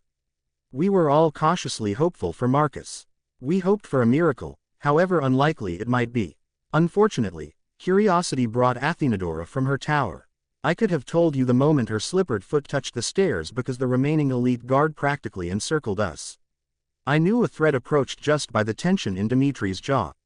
There was no need to know his thoughts. Bella stood composed and seemingly unafraid, though she was obviously aware of something happening. She grasped my hand as I stood slightly in front of her. She squeezed my hand, but it seemed to be reassurance, not fear. My pride in my human mate grew even more. Athenadora entered with poise and grace this time. The screaming shrew from before had been replaced by the countenance of a queen. To my further surprise, Keys appeared. He approached with paint from his studio, still drying on his skin. News passed quickly in the castle. He embraced Athenadora in a way that could soothe or restrain at a moment's notice. I didn't think Athenadora realized, but Bella and I did. Bella stepped beside me, trusting in Keys's control. I allowed it. When Keys and Athenadora reached a polite distance for talking, Bella asked about how Athenadora's day had progressed. The response was composed, polite, and short. Athenadora graciously apologized for her behavior at their first meeting, then ruined it in my opinion by asking about her life among the Cullens. Bella repeated her history for Athenadora, but it lacked the passion, the emotions, and the urgency that she had exhibited in court. Shocking us all, Bella invited Athenadora to join her with the guard for the upcoming movie night. Athenadora's face showed her disgust for only a second before she schooled it into a placid mask. She politely declined to join in on the evening's frivolity.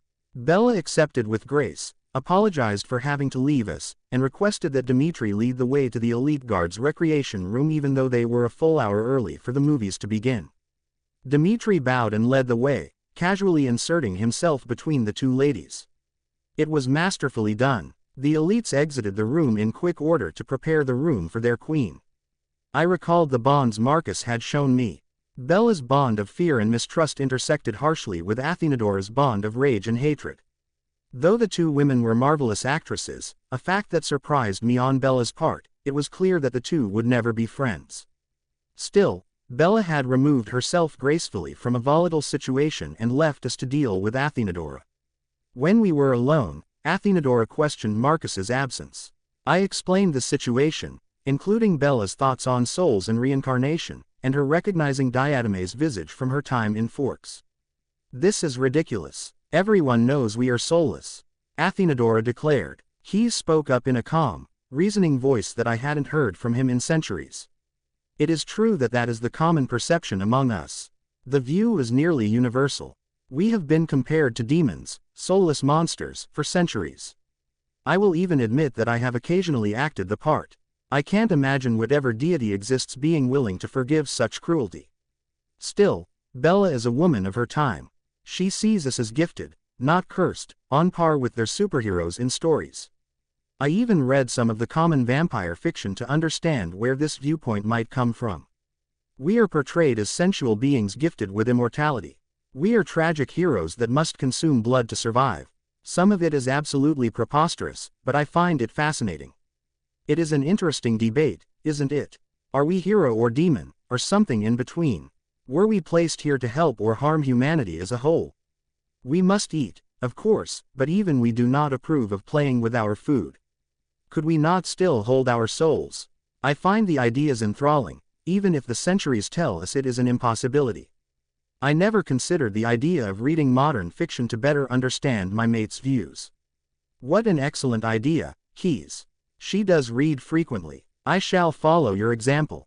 On the matter of Marcus, he has suffered for so long. I hope he gets his miracle. He deserves it, I declared. More polite conversation followed. Eventually, Keys and Athenadora made their way out of the throne room. Perhaps he returned her to the tower. Maybe he took her to his quarters. I didn't bother to track them. Instead, I made my way to the library. I approached the shelves of popular vampire fiction, seeing the tombs in a new light. Words such as these shaped my mate's views of us as a species.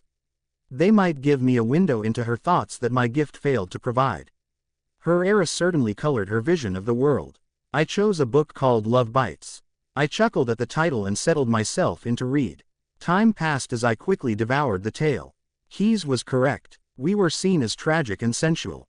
Our need for blood was almost glossed over except as a sensual act. The change, even with the stunning inaccuracies of the book, was seen as a gift to join one's lover in immortality. It was approaching midnight, and I was reaching the conclusion of the book when a thundering roar echoed through the castle. The book fell onto the seat beside me. What was this? There was no attack, no need to wake the town. I stood, preparing to scold the guard like an unhappy papa when Santiago entered. She is Marcus's mate reborn, my lord. Dimitri was informed. They met in a diner of some kind, and he recognized her. She may feel the bond, my lord, but she is fighting it, I think. Marcus has a date with her in a coffee shop tomorrow. He aims to seduce her into joining us in time. Our queen is offering Marcus whatever help he needs to the point of joining him. I suggested a video call instead of travel, but Bella paid me no heed. The book was forgotten, and I made my way to the elite guard's recreation room. I did not regularly visit this area. It was not my home, and my guards deserved their privacy. I found Bella embracing Keys and explaining the evening's events to him. She flew into my embrace as soon as she saw me. Her joy was contagious. The movie played unheeded while the guard watched us. She kissed me deeply in her exuberance. I deepened the kiss further. When she pulled away, a deep blush lit her cheeks. When she declared her love for me, I scooped her up into a bridal carry and walked from the room. Bella wished the guard a good night from the hallway, and laughter followed us almost all the way to our suite. When I sat her down in our chambers, we kissed again. Soon, gentle, innocent caresses lit a fire in me. "Make love to me, Aro?" Bella asked. I did not turn down such a glorious offer. I guided Bella to the bed, and her clothing disappeared one piece at a time. In no more than minutes, I was entering her. Gentleness and caution became passion. We danced the most intimate of dances. I concentrated on my strength and not marking my mate in our passion. We fell over the edge together. Bliss consumed us, and I could feel our souls join completely. We were now bound firmly together for eternity. I didn't anticipate being able to feel my mate's emotions being part of our bond, but I could feel her joy echoing mine. She fell into exhausted slumber, still entwined with me. Marcus. It hurt my long dormant heart to watch Angela leave the diner. Corin noticed and quickly offered to protect my mate from the shadows while we were apart. I thanked her, and she made her way to follow Angela into the twilight. Jane suggested that we find accommodations for the night so we wouldn't become conspicuous. I found us a suite so we could remain together. Jane settled on the couch with her electronic device. When I asked what she was doing, she explained that she was researching dating locations for me, to assist me in wooing my mate. Bless Jane. Her mind was always on task, even when her duties were somewhat unorthodox. Alec was on guard. He focused on doors and windows. His gift was ready. Smoke encircled his hands. I appreciated his diligence. It was a danger to enter the human world with less than an army. Volturi enemies existed everywhere. Kings are necessary, as are laws, but the ruled never loved their rulers. It had been proven through time. I made my way into one of the bedrooms and reclined on the bed. It was all I could do when I looked into Angela's eyes not to declare her diadem reborn and abscond with her. I had to keep a firm hold on my behavior and remind myself that in this incarnation, Angela had no memories of me. She was not diadem. Angela was a modern woman and had been shaped by the time she lived in. It was, unfortunately, a time I scarcely understood. Challenges would abound. I had to convince her to trust me. She would need to fall in love with me to the point that she wished to accompany me to Italy. She would need to consent to leave behind everything she knew, even her family. It was a tall order. We would have to build a new bond, from scratch, independent of my relationship with diadem. I heard Jane calling Dimitri and informing him of Angela's status. The cheer that echoed in Volterra made me smile. The guards had been rooting for me. I was grateful. Jane entered and offered me her telephone. Bella's voice echoed through the device clearly despite the distance. She enthusiastically offered me any help I might need. She even offered to reveal herself to her old friend to help me explain the realities of the immortal world. I smiled without conscious thought and thanked her for her generosity. I admitted that her aid would be useful later, if Angela came to trust me. I returned Jane's phone to her so she could disconnect the call. After that was done, she gave a succinct report of dating possibilities from a botanical garden to antiquing. I committed each option to memory. When Jane returned to her research, I contemplated Bella's words before I left Volterra. Modern women expected equality. They expected to be allowed to make their own decisions. Independence was prized in the current time. It was a new world. I needed to learn the rules quickly. I exited the bedroom with haste and asked Jane to explain the current technology in existence. Soon, I was learning to use the telephone for myself among discussions of its capabilities, texting, social media explanations, computers, printers, iPads, and an assortment of applications that served varied purposes. When Jane had covered all the technological advancements she could think of, we moved on to current events. I was educated about the historical events I had missed while I had craved death. Humans were truly creative creatures. Civilizations had risen, fallen, and been replaced while I drifted through the years. I realized that I was only vaguely familiar with what covens were allies and which were enemies, so Jane discussed this with me, too. Politics had seemed unimportant in the haze. I simply existed and identified relationships for Aro. I had been unconcerned with the details. Alec was drawn into our conversation, the smoke dissipated from his hands, and he informed me of common slang in use in the Americas. I didn't want to sound antiquated, so I listened closely. In their zeal to prepare me, the twins educated me on the industries that were most in demand now. The notion of both wife and husband having to keep a career as well as maintain a home surprised me. No wonder independence had become a prized trait. I learned about divorce, blended families, stepchildren, and the seemingly endless ways families were structured now. I learned about the concept of retirement and that it was no longer common for children to support the elderly when age or infirmity rendered them incapable of working.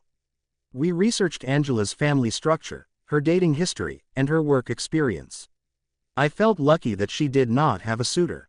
When I expressed my relief, Jane corrected me and gently told me that the current word was boyfriend. She had never been married. She had no children. Her brothers were almost grown now. Her family still resided in Forks, but she kept an apartment in Port Angeles close to her work. I understood the need for childcare now that I understood the complexities of current family dynamics. We researched Angela's hobbies and interests on her Facebook page. Her interests in photography and literature had grown in Bella's absence. Jane researched basic photography for me and then reported on her findings. I learned that pictures were rarely committed to film anymore. Instead, they were stored digitally and later printed. Specific, very detailed printers now existed for this sole purpose. Jane suggested a sightseeing trip when Angela had begun to trust me, so that she could show me the world through her eyes. I was fascinated by the idea. Angela posted about the current books her book group was reading, and Alex suggested that a trip to a bookstore would be a nice date idea. I could learn about Angela's interests from her own lips. The idea was highly appealing. It takes a lot of information to overwhelm a vampire mind, but by dawn, I was reaching my limit. The twins had gone above and beyond even their considerable responsibilities, teaching me how to fit in better among humans. Jane's last suggestion that we get contacts and sunglasses to shield our red eyes from humans was welcome. The sun was rare here, but I thought we could get by with brown-colored eyes and not stand out. We went shopping once the shops opened. Bella had been thorough providing for my trip, but the color of our eyes hadn't occurred to any of us. Aro. Bella woke in a contemplative mood. I had never wished more that my gift could give me a window into her mind. She got ready for the day, wearing a stunning purple dress with a modest slit that showed glimpses of bare leg, which I found tantalizing. I hope she did not regret our previous night's passion. I didn't feel regret in her emotions, but I was cautious. Personally, I wasn't ready to leave the bed. I wanted to affirm our connection for days. It wasn't possible, but I wanted. We were required in the throne room. There were many covens due to arrive today. Even if Bella matched my mood, we wouldn't have been able to seclude ourselves with so much going on. Still, I stole kisses before we made our way down. I was able to fall into my mate's warm embrace and relished every moment of it. When Keys joined us in the throne room, Bella finally spoke her thoughts. I want to be changed, but I think we need to wait until Angela is here. I need to be able to assist Marcus, but after that, I'm ready to join you in immortality. Do we need to do anything to get ready? Shock rippled through me. I wanted to celebrate her determination to join me. It was so much better than my fear that she regretted our intimacy. Instead, Keys and I began discussing the preparations that needed to be made. Dimitri and Felix offered suggestions. Feeding schedules, training, and shield control were all covered. We discussed which staff must stay and which should be given a vacation for safety while a newborn was in the castle. Where to find the amount of food Bella would require was debated until Heidi spoke up and suggested that death row inmates might be the best solution, and produce the least guilt, with my gentle heart of a mate. I offered Bella the vegetarian diet during our discussion. It was necessary to present the option with her past experiences, but I was relieved when she reassured me that she would be feeding on humans. She did not want to emulate the Cullens in any way. She theorized that long-term exposure to a vegetarian diet might not carry the required nutrients and could have mental side effects. I had thought that for years. She explained that Jasper's frequent slips might explain why his faculties and empathy were seemingly undamaged. Then Bella voiced a fear I didn't anticipate. She feared that her shield would let her become uncontrollable. Her physical shield, though she acknowledged it as useful, scared her. We took her concerns seriously, and although I hoped it would be unnecessary, we created protocols to contain her should it become necessary. It brought Bella relief, so even if it proved unnecessary, it served its purpose. Soon, it was time to greet the visiting covens, so we paused our discussions. We would reconvene after our visitors left. Bella spoke with new poise as she greeted our subjects.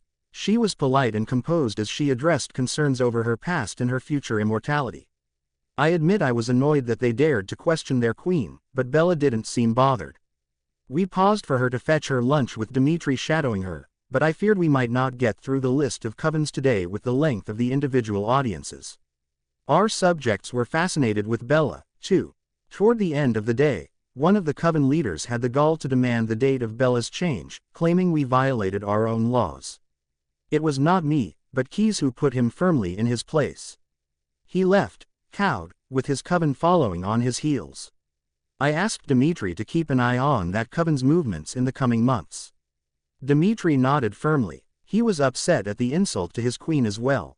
Bella hid her fatigue till the end of the day. When the last supplicant exited the room, Bella lost her stiff posture and curled tightly into me. Her fingers entwined with mine in a way that would have sped my pulse if I had one. She even kissed my neck. Her words, however, were simple. She wanted to spend the evening with me, closeted in our room. She even asked for dinner to be brought to her. I swept her into my embrace in an instant and asked if Chelsea would see to the dinner delivery. She agreed eagerly. Bella was so tired she didn't even wish Keys or the elite guards a good night. I would guide the secretary to schedule us for lighter days in the future. This was too much to expect of a human mate. Once Bella was bathed and settled into bed, she asked me for tales of my human life. I told her everything I could remember, although it was precious little. I did share more tales of my early vampire existence with her, though, and she seemed enthralled. When Chelsea knocked on the door and was allowed in, she delivered Bella's meal on a tray with legs that unfolded neatly to allow her to eat in bed. Bella thanked her profusely for considering that small detail, and Chelsea left seemingly pleased with the praise. After dinner, Bella told me of her early years, once Charlie and Renee's marriage ended in divorce. She walked me through what she could remember of pausing for a while in California to live with Renee's mother, and wandering states like a gypsy after her grandmother's passing until her mother settled in Phoenix. She explained that she transferred schools so often, she learned not to make friends at school. She told me of her mother's carefree nature. It sounded like parental neglect to me, but Bella was accepting of her past. She had accepted the reversed roles between her and her mother completely. She told me about learning to cook and finding she enjoyed it. She explained learning to pay the bills when she could barely do math. She told me of her summer visits to Forks and how she'd hated the weather but loved the stability. Unfortunately, those visits were stopped around her 13th year because Renee claimed a lack of funds. Bella, not wanting to be a source of strife, convinced her father she didn't want to visit. He visited her instead, taking her to amusement parks and other modern amusements. She reminisced about go-kart racing and miniature golf. She even talked about Charlie suffering through museums that didn't hold his interest to please her. He obviously loved his daughter. She told me about the stream of men, though she didn't describe it that way, that came through her house to see her mother. She explained that the ones who made her uncomfortable were sent on their way, or at least kept at bay, Once Bella waxed poetic about her policeman father and his love for her. Her father had guaranteed her safety even in his absence. I wished I could tell him that. She explained that she finally felt her mother was settled and safe when she married Phil. She trusted that there would be someone to tend the house and pay the bills, so she felt safe to seek her own security. She told me that it was still hard to leave, assuring me she loved her mother fiercely and that when they lived together, her mother was her best friend. I was glad for it, but didn't understand it. It didn't sound like the woman deserved affection. I heard about the few days that Bella got to enjoy her father's company before the start of school and the first sight of the Cullens. Unfortunately, I knew the tale from that point. It was no wonder Bella was drawn to the appearance of a perfect family that the Cullens had shown the world. My mate had been the responsible one since she could walk. Even the Cullens' shadow of care must have felt like a miracle. To relax and have Esme prepare dinner for her would have been a gift beyond price. It led to chaos and pain, but I could see how it started. I was grateful that my mate had shared her early years with me, but I wished I could go back in time and change the details. Jasper. I arrived at Peter and Char's horse ranch in silence. They didn't try to ask why I was there. They didn't try to catch up on old times. They didn't even try to coax me to say hello. Instead, they both greeted me with hugs and told me that my room was ready for me. I didn't know if Peter just knew what I needed or if my bearing gave away my distress. Regardless, I was grateful. I spent time in my room, with the horses, and even mucking out stalls, but I couldn't bring myself to explain for days. I was hugged by Char and Peter at least once a day, but they never sought anything from me. Peter had a fine black stallion that I expected to sire the next generation and bring in income with stud fees. There were several beautiful mares and one gelding that I liked to spend time with, too. Peter and Char went about their business. They didn't even hover. It would have been wholly impossible with the Cullens to have that sort of autonomy. When I was ready to talk, they sensed it. Whiskey, guitars, and firewood were brought out to the fire pit, and we circled the fire. Peter strummed the guitar, singing songs from the war. It made me smile. The whiskey bottle was passed around, and when that one was empty, Char fetched 2 more. When Char claimed the guitar from Peter, she sang country songs that we'd learned when I'd traveled with them. Char passed me the guitar, and I strummed random tunes without singing. Finally, I spoke. I told them about the Cullens, all the secrets I'd been privy to over the years and not told them. I told them about Edward testing his thirst around Bella and the Cullens keeping her as a pet. I told them how her mind was silent to him and how I thought, for a short while, that the boy really loved her. I explained the parts that made me guilty and the parts that I was innocent of. I explained Bella's escape from me in the airport and how I'd ultimately torn James into tiny, burnable pieces. I told them of my regret that I hadn't just given the girl immortality myself. She wanted it so badly. I told them about Italy, Bella's mating, and my unexpected release. I explained that apologies would never be enough, not for Bella, and not for abandoning them so completely for so many years. Peter and Char stayed silent for minutes. My biggest fear was that they would turn me away. We knew most of it, brother, Peter stated, passing around the whiskey again. The human queen's testimony was distributed to everyone that could be found. We received a detailed report of the testimony and the Cullens' fate. Do they live? I asked. I wasn't sure I wanted to know. Peter explained the results of the trial in detail. Bella's hand in the judgment was obvious. I wasn't surprised that she understood that many of the Cullens didn't want their eternal lives. Cowardice forced them to live in many cases. They wanted comfort. They wanted humanity. They wanted excess. They prided themselves on fancy clothing and fast cars. Even Emmett, who was as easygoing as he seemed most of the time, craved comfort that had been beyond him in his human life. They wanted the adoration of humans and vampires alike. They wanted belief in their own superiority. Bella had taken everything they valued and bound them together in their misery.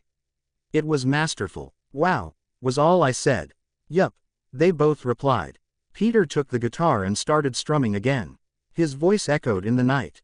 Can I stay? I asked when silence fell again. You'd better, Peter declared. This is your home. Always has been. Tension left my shoulders as I let myself believe that my oldest friends truly wanted me, even after all I had done and not done for them. Arrow. Talk of miracles and mates had echoed in the castle since Marcus had left. It was a low hum, even once we verified that Angela was Marcus's mate. When Keys, Bella, and I made our way to the throne room, the guard assembled in mass with questions. Bella explained Angela's looks and how she appeared as Diademe once did. She explained her shock, her cautions to Marcus. She reiterated her thoughts on reincarnation and the existence of a soul even for us. Friends, family, the seeming proof of Bella's theories means that if you missed a human mate's ephemeral existence, she or he will be reborn again to give you chance after chance to connect. Hope exists and has always existed, though we didn't realize it. We have time, eternity gives us that, to each find our miracles. The fates have proven to be kind to Marcus. May they show equal kindness to each of you. Our queen has requested that Elizor search for one who can identify mates for us. It is a long shot, I admit. Still, we have seen stranger, equally rare gifts among us. He hunts for us again. Keys spoke up. If we have souls, might we even be granted access to the afterlife when our time on earth is done? Hope abounds in this new world. Conversation raced through the crowd as some returned to their posts and the rest scattered to their preferred pastimes. A new ease echoed in the castle. Bella had given them hope. Bella, when everyone was in place, Felix fetched the coven that was on trial today. This was the first official trial since the Cullens had departed Italy. A coven of 3 entered slowly. They appeared already defeated. The sole woman in the group carried a baby. I couldn't tell its age from the blankets and the tight grip she kept on the child. Everyone's face was solemn. The time of immortal children had been explained to me in depth. I knew that was what this child must be. It was a tragedy to change young ones who could not control their thirst. How horrible it must be for the child to be unable to actually understand its existence and to be without hope of a change ever occurring. Aro explained to me that he had experimented with the young ones for years. He tried to instill control, values, and loyalty by every means he could think of. In the end, it was impossible. The children raged against their conditions, unable to adapt in even the smallest ways. I understood, to a point, the need to be a mother. After raising my own mother, I didn't feel the maternal urge myself, but I knew Rose and Esme craved children of their own that would never be. I'd had friends in school whose greatest wish was to be a mother. I'd even worked with a woman at the newspaper who wanted a child above all else but was infertile. She had emptied her savings to seek medical solutions to her inability and was beginning to consider adoption when I was led into my new life. However, I thought that truly loving a child would mean putting their well-being above your own. No child should be sentenced to an eternity of uncontrollable bloodlust. It wasn't acceptable. That wasn't my idea of love. The 2 men of the coven relayed the timeline of events solemnly. The child had been on the cusp of death and had been changed by the woman in desperation. I felt for her, I truly did. Pity flooded me for both her and the out-of-control creature she had created. The woman knelt and begged, not for her life, but for the life of the child. It was sad, but I knew the verdict before Aro spoke. The entire coven was sentenced to death. I had nothing to add. The verdict was final. I would have asked Alec to make their end painless had he been in the castle, but he was far away with Marcus. Felix and Dimitri moved swiftly, and in seconds, the smell of burning vampire was strong. My mind tried to trap me in memories of newborns burning on a faraway battlefield, but I kept myself firmly rooted in the present. Those memories needed to be relegated to the past. The tragedy taking place in the present was where I needed to be. I was a queen. Dimitri and Felix looked at me with matching confused expressions.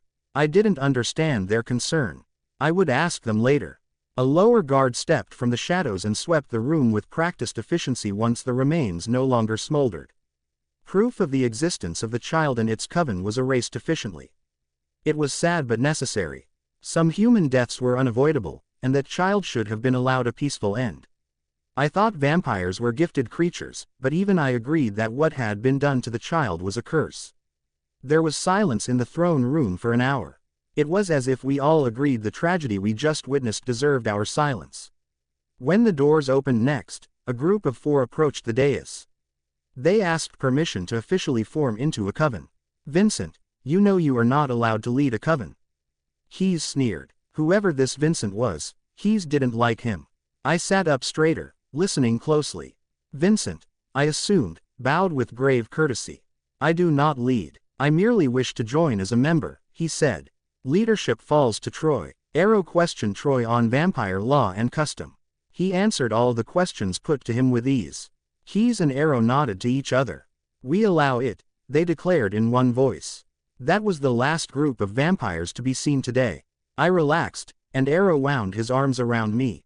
Felix and Dimitri approached. Felix was the one to speak. Bella, we are afraid you seeing us in our roles as justice dealers has damaged your opinion of us. Now that I understood their uncertain gazes, I rushed to reassure them. Stepping off the dais, I took each of their hands. Your role is necessary, and you performed it with speed and grace. You did not leave them to suffer unnecessarily. You are my brothers, and I respect you. There was no other choice but death that would have been acceptable for that poor child's existence. Even I understand why it couldn't live. Dimitri and Felix nodded solemnly, and Dimitri embraced me first. I am proud of you, he whispered. You've become our conscience, Felix admitted. We were afraid you'd see us differently. Never, I vowed. I squeezed their hands again and returned to my place on Aro's lap. Discussion turned to the rest of the week's agenda. It sounded like we were going to be very busy. I hoped no day would be as busy as yesterday had been. That had been overwhelming. I squeezed Aro's hand and kissed his throat to gain his attention. There was obviously a lot to be done, though. They talked for so long that I asked Chelsea if she would guide me to the gardens. I craved the sunlight, and Chelsea was one of the vampires who didn't mind her sparkling skin. We were almost there when a terrible crash echoed through the castle. I couldn't hear the details, but Chelsea moved me into a corner, standing in front of me. We are under attack, mistress, she informed me. Chelsea crouched, ready to spring at the smallest provocation. I knew she would protect me with her life. Fear spiked in me. How large was the attack? Who was it? Could I help? Questions streamed through my mind. I stood stiffly and assured myself that we had my shield, clumsy as it was, if the situation became dire. I heard 2 sets of feet coming toward us. I expected the elites to appear. They always appeared when I needed them. I trusted them completely. Instead, Athenadora turned the corner with a male that could only be a newborn from the way his eyes glowed bright red. The male charged Chelsea, and it was horrible, mutual destruction. They tore each other apart between one of my breaths and the next. Athenadora had me by my throat before I could flinch. I was pressed up against the cold stone wall, unable to call for help, if there was any to be had. The world was growing dim since her hold didn't allow me to breathe. Were Aro and my friends safe? You will never be queen here, she snarled, spitting venom like a wild animal. I knew I had seconds left before I faded into unconsciousness and then inevitably death. My mind was wild, desperate, looking for anything that could save me. There was a torch on the wall. Fire was a vampire's weakness, I knew. But I couldn't reach it. It was too far away, too high up. I tried to stretch for it. Athenadora laughed at my helplessness. She was enjoying my pain, my struggle, and her total control. She even loosened her hold slightly, allowing me one gasp of air in her mirth. That time, that breath, was what I needed. I stretched out my hand, and the blue bubble that was my Hail Mary pass appeared around the torch. I knew I couldn't hold my shield long, but the torch floated toward me. My shield failed as it hovered above Athenadora's head. I passed into unconsciousness, not knowing if I was safe or if my death was moments away. I tried to fight it, but the darkness that claimed me was absolute. Keys. Once the newborns that had swarmed us were in pieces and Aro was collecting heads to read their thoughts, I followed Bella's scent toward the gardens. Instinct told me this had been a ploy to reach her. I came upon a frightful scene. Chelsea was there with her limbs removed, but her head still intact. In front of her was a totally dismembered newborn. Behind her, Athenadora's hair and even part of her face smoldered, and Bella was collapsed into an unconscious heap. The architect of our distraction was plain to me. Chelsea tried to explain, but my rage was pounding so loud in my ears that I could not hear her. I expected vitriol from my wife, jealousy, emotional attacks, and even psychological warfare that could wound Bella's heart. I was prepared to exile her for it at the first attempt. I never thought that she would dare a full assault. Aro's steps echoed through the halls. Help was coming. Behind him, It sounded like the elites were rushing toward us as well. I scooped up my unconscious sister. Aro touched Athenadora and the head of the newborn. He ordered the newborn destroyed, and Felix began reattaching Chelsea's limbs. Athenadora was not coherent. She tried to speak. I could only understand one word, which. Rage was no longer pounding in me so loudly that I couldn't hear Chelsea. I listened to her explanations. Bella had not saved them both, but when all other possibilities failed, she did use her shield. She managed somehow to manipulate the torch and drop it on Athenadora. It was a risk of epic proportions, probably fueled by sheer helplessness if I had to guess. That it had ultimately worked shocked me. When Chelsea fell silent, I ordered Santiago, who had appeared with the rest, though he didn't hold their rank, to take Athenadora to the cells to await trial. She would die. Of that I was certain, but we had to convict her of wrongdoing and discover where her helpers had come from first.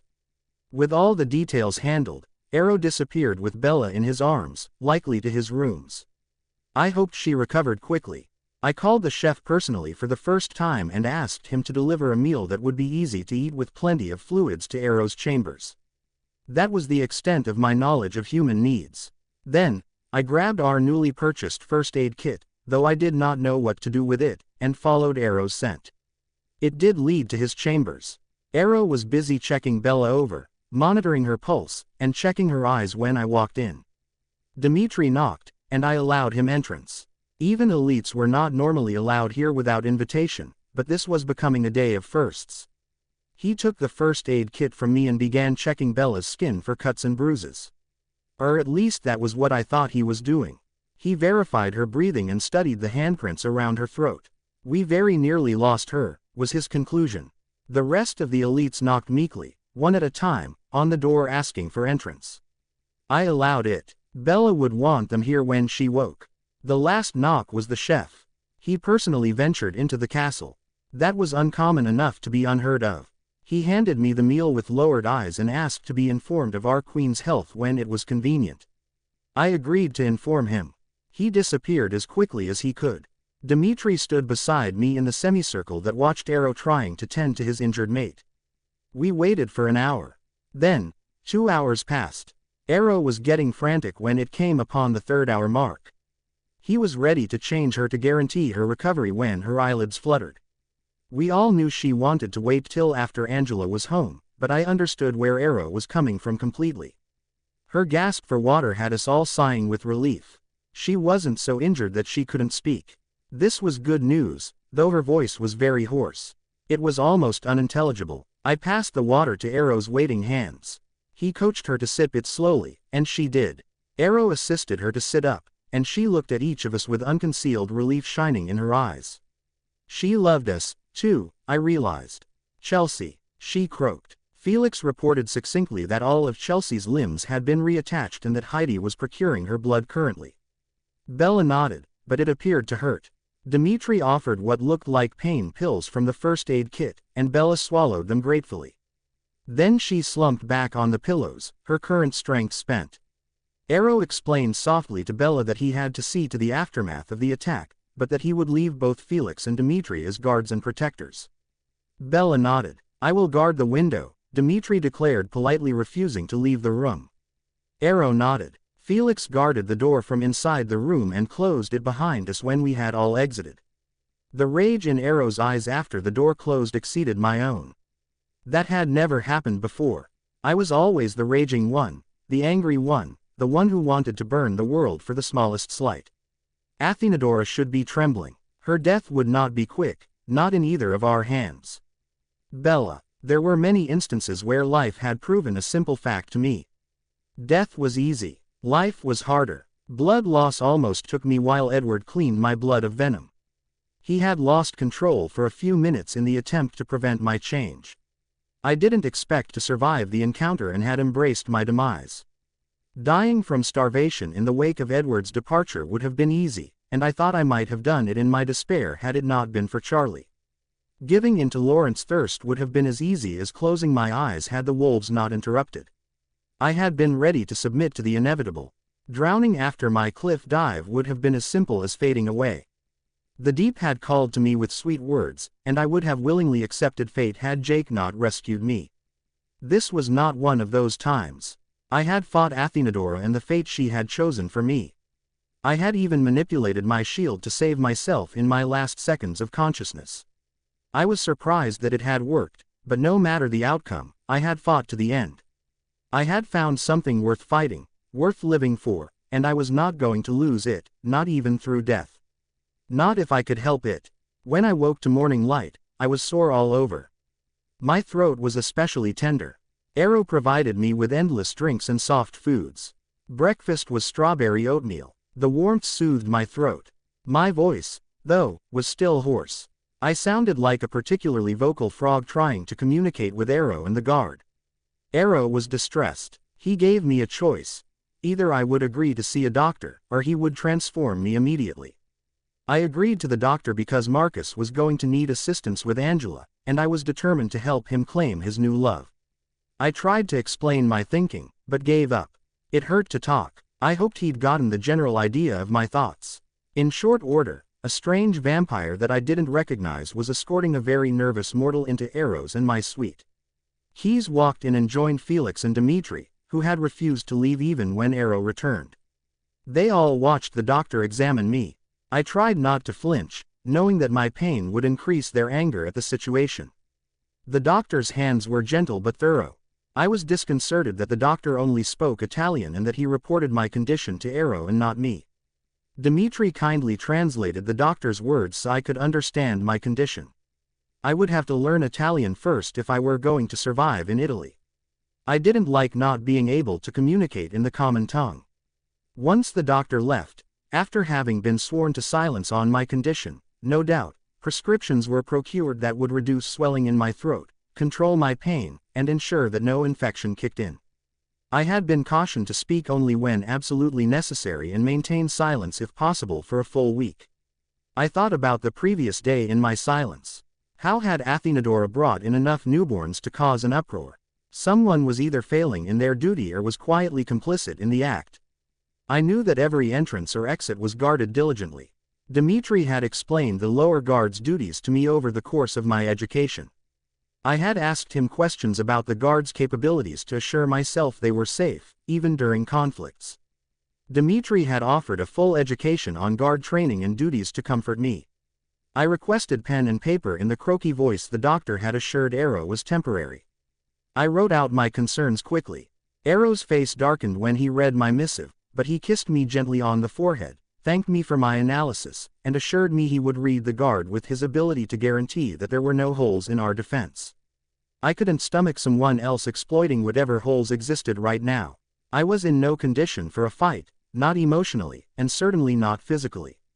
Aro and Keys excused themselves, ordering Dimitri and Felix to stay with me even though they had made no move to leave. I heard Aro call for Santiago and the remaining elites before he left our wing. He was louder than usual. Anger vibrated in his voice. I was not afraid. I would never be afraid of Aro, even in a temper. Dimitri complimented me on my analysis and apologized for missing it. Speaking hurt, so I took his hand, squeezing it gently. The sign that I cared for him and didn't hold yesterday against him seemed to soothe him. The vampire that had brought the doctor had apparently been ordered to provide me entertainment. He entered with his arms full of a selection of books. I saw classics, modern fiction, and even a few vampire books at a glance. A female bringing in a television and a DVD player on a rolling cart followed behind him. There was a good selection of DVDs. It was plugged in quickly, and I thanked them in a croak as they left. Felix chose Gladiator from the DVDs provided and turned it on. We watched the movie, falling into the storyline. I suspected that even with the entertainment, they remained alert. They were disconcerted in the aftermath of the attack, too. Aro. It took roughly 30 minutes to calm myself in the wake of Bella's concerns. She was right. Someone had allowed the small army of newborns entry through our defenses. Athenadora wouldn't have been able to get them in without assistance. It was the only explanation that made sense. I castigated myself that I had not realized it earlier. My worry for Bella had blinded me to a glaring hole in our defenses. I did not like reading the guard. My gift could be very intrusive and even made some of the guards uncomfortable. Still, it was the only solution to our current predicament. I couldn't allow a traitor among us. The risk to us, even with one entry point compromised, wasn't much. We were apex predators even among immortals. But the risk to my mate was unacceptable. Felix was required to guard my mate along with Dimitri. She deserved the best, and I honestly didn't think that even my orders would drag the pair away from her at present. There was no use in even attempting it. Santiago regularly stepped in for Felix when Felix was away on missions. He would be on hand to restrain potential traitors should they attempt to run. Santiago came to my call along with the remaining elites. Chelsea even reported. I didn't expect her attendance yet, but she assured me she was fit for duty. I regretted that Jane was not on hand for pointed lessons should someone attempt to deny me, but her place was protecting Marcus for now. We made our way to each guard currently on duty. Each guard was read, each entrance secured. From there, we made our way to the lower guards' recreation room. I ordered the guards not on duty to convene there.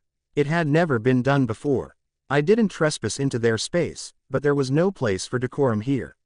I read each hand, touched each guard. To my intense surprise and displeasure, I discovered two traitors. One was loyal to Athenadora and her mystery benefactors, and one was loyal to the Romanians. Both traitors were jailed in the cells. Bella would need to be well enough to attend their trial. I wanted her to be completely secure in the knowledge that the danger had passed and the guilty punished. I knew my mate well enough that seeing the guilty burn would likely reassure her more than hearing that the deed was done. The guilty would wait until she was ambulatory and her voice healed. I would not force her to attend court when her poor voice was so injured. Her health was far more important than the comfort of criminals, even the former queen. Marcus. It was time to check in with Volterra. Angela agreed to accompany me to the botanical garden the next day. I was ecstatic with the slow but steady progress we were making. I wanted to share my small success with Bella and my brothers. I knew they were curious and quietly cheering for me. I used Jane's phone to make the call.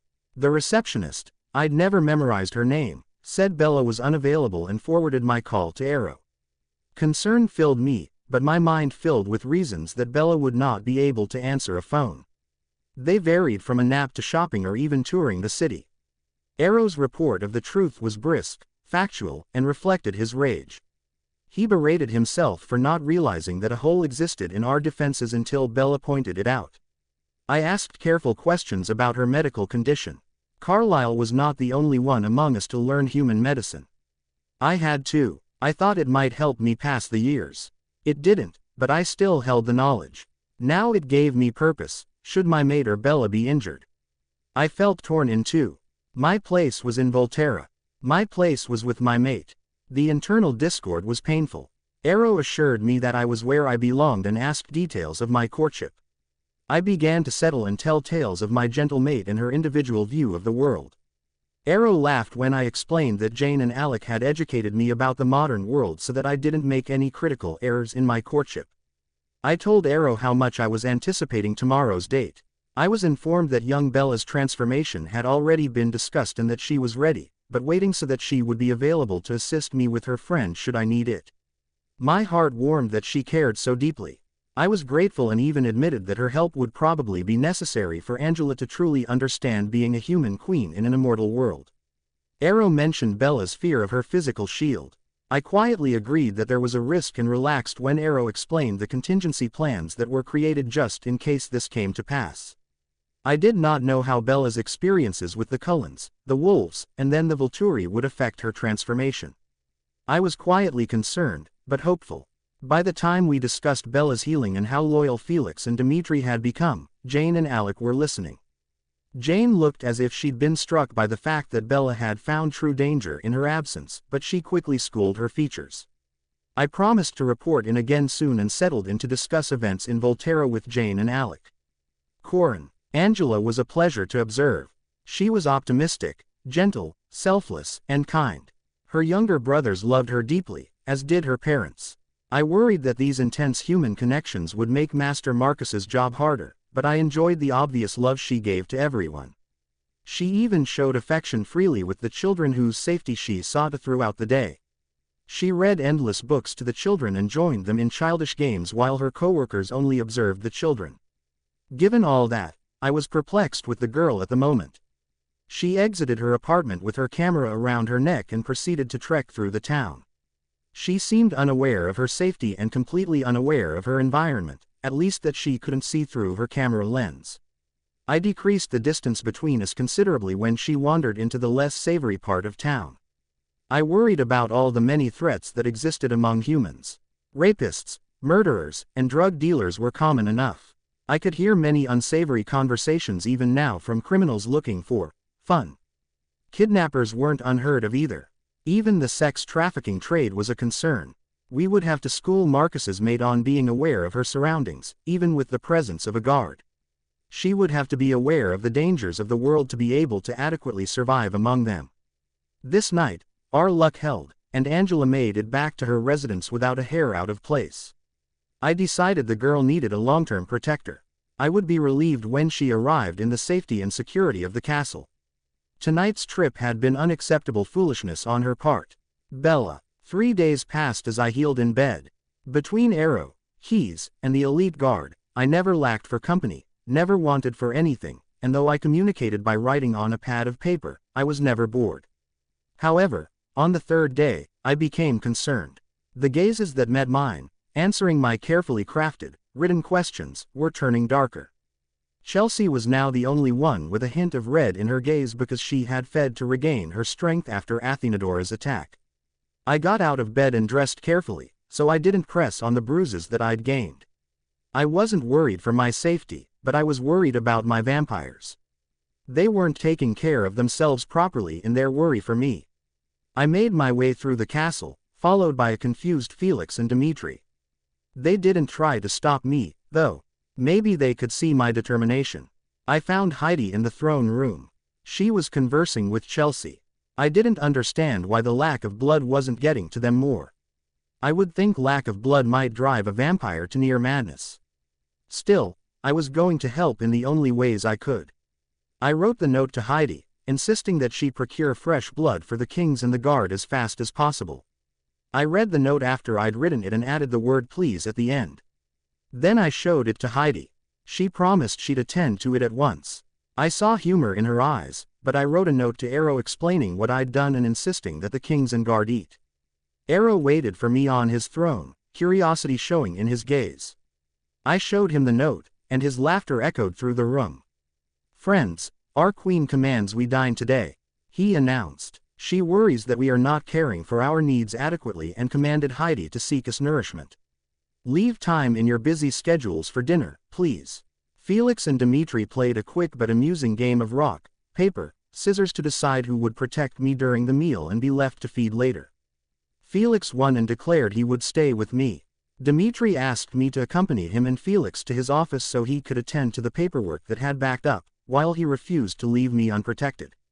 I nodded but darted forward to claim Aro's lips in a quick kiss before following. Chuckles followed my departure, but I missed touching Aro. I missed his kiss. I missed our passion. He'd been treating me like spun glass in fear of my injuries. I was going to have to convince him I wasn't so fragile soon. Curiosity claimed me when I was shown Dimitri's office. I sat on a sofa that felt like it had been jumped on by someone of Felix's stature. I wanted to explore. Well, I wanted to snoop so badly, but that felt unwise in this space. Everything was organized with precision. Dimitri signed, organized, and filed reports. I expected to be bored beyond belief, but Dimitri walked me through what was happening on each mission as he worked. He even told me what the spies the Volturi had stationed all over the world had seen when he came to those reports.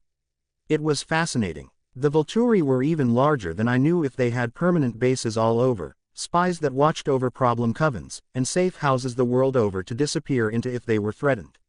My impression of the size and scope of my new coven broadened and deepened. I was tired by the time Dimitri finished. I would have to fight to regain my former activity level in the near future, but that day was not today.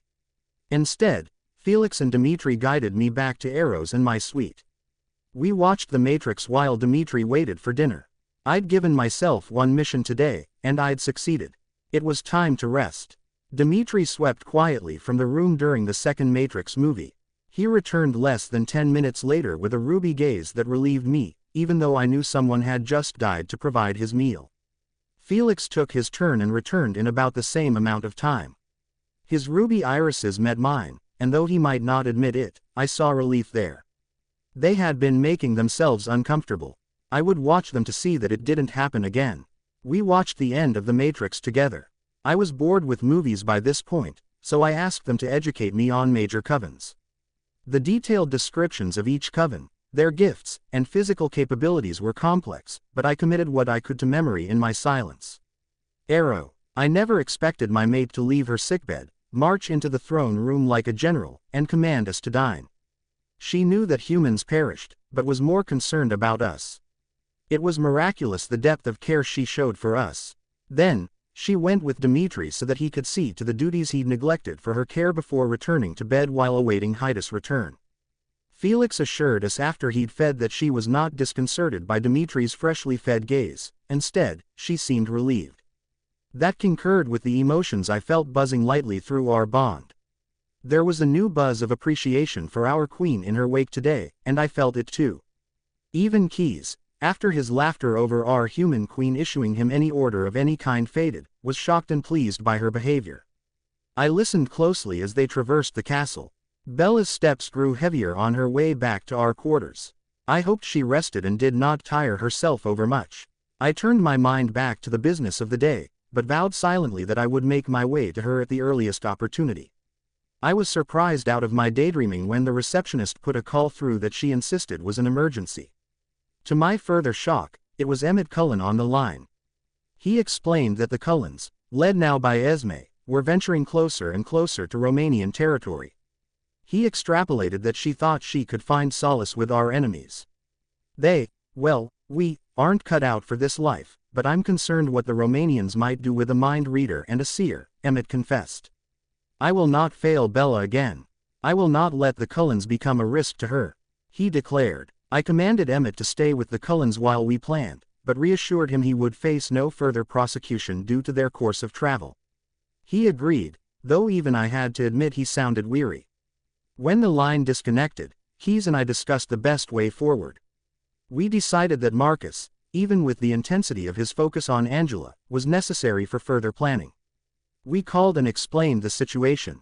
Marcus swore loudly in a language I didn't realize we both knew. After he calmed, we got to planning. When the plan was formed, instead of calling Dmitri to us, we went to him. I wanted Bella to be aware of this conversation. Ensconced in my quarters, Bella's eyes met mine immediately. She rushed into my embrace and I held her tightly. I explained Emmett's report and the conclusions we'd reached. Then I asked Dmitri to confirm their location. About a day away from the outer reaches of Romanian territory, Dmitri confirmed. You are to take Santiago with you for added muscle and clarify our orders for our Cullen friends, Keyes smiled wickedly.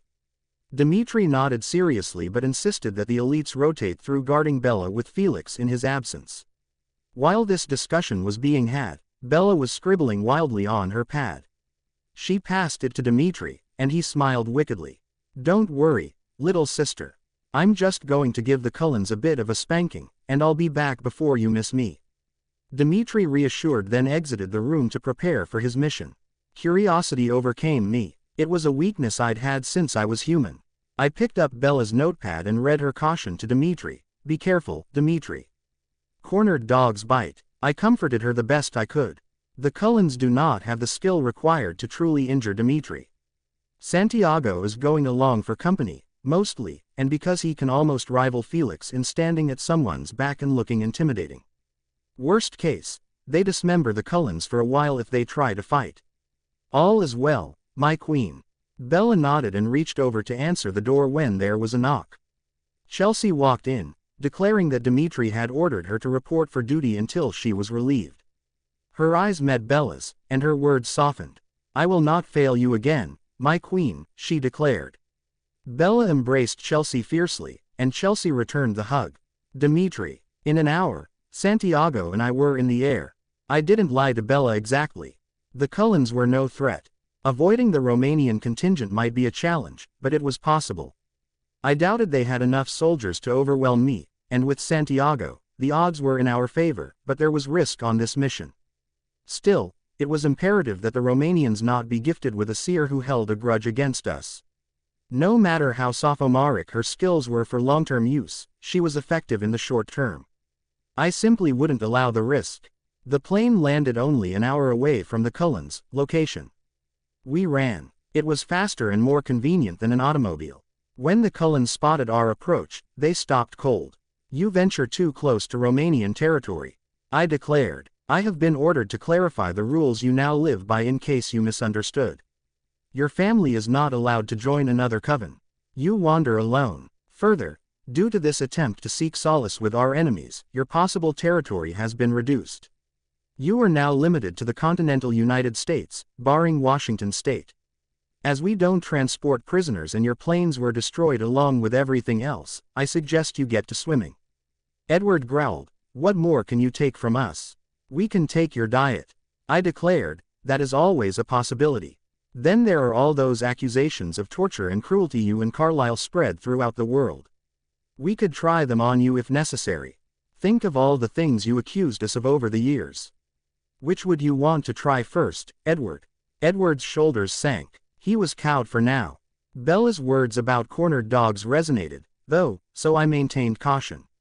Emmett, I commanded. Yes, sir, he replied, his spine stiffened from his former posture of total defeat.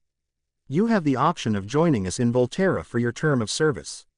You will still serve 50 years. The pay sucks. The hours will be intense. The tasks are boring. When you aren't working, you will be expected to learn how real covens operate and the laws we live by.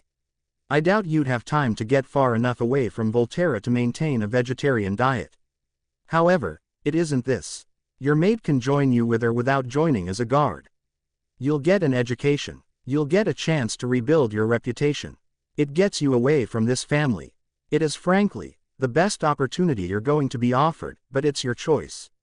Rose took Emmett's hand without either of them needing to speak and crossed the invisible divide between covens.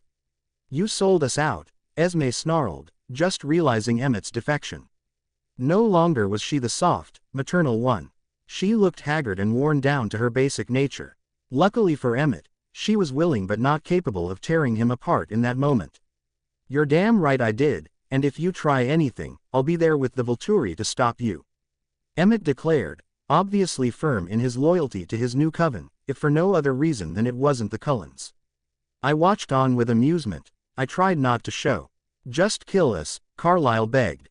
We would prefer death to this. Our rulers wish you to live. They wish you to suffer for your crimes, not find peace in death that you don't deserve. Try to stay out of trouble, Cullen family. We would hate to have to save your lives to ensure you finish your sentence. Santiago declared harshly. All the Cullens, barring Esme, flinched. I strongly suggest that you accept your new reality. You should head to the water and start swimming. I will be tracking your progress to ensure you don't turn back. I directed. Alice reached for something that wasn't there. Perhaps she missed the comfort of the Major's hand. I heard her mutter, I didn't see this either, before Esme turned her back on us and led the way to the ocean. We let them disappear before turning away and leading Emmett and Rosalie toward the plane and ultimately making our way back to Volterra. It was time to go home.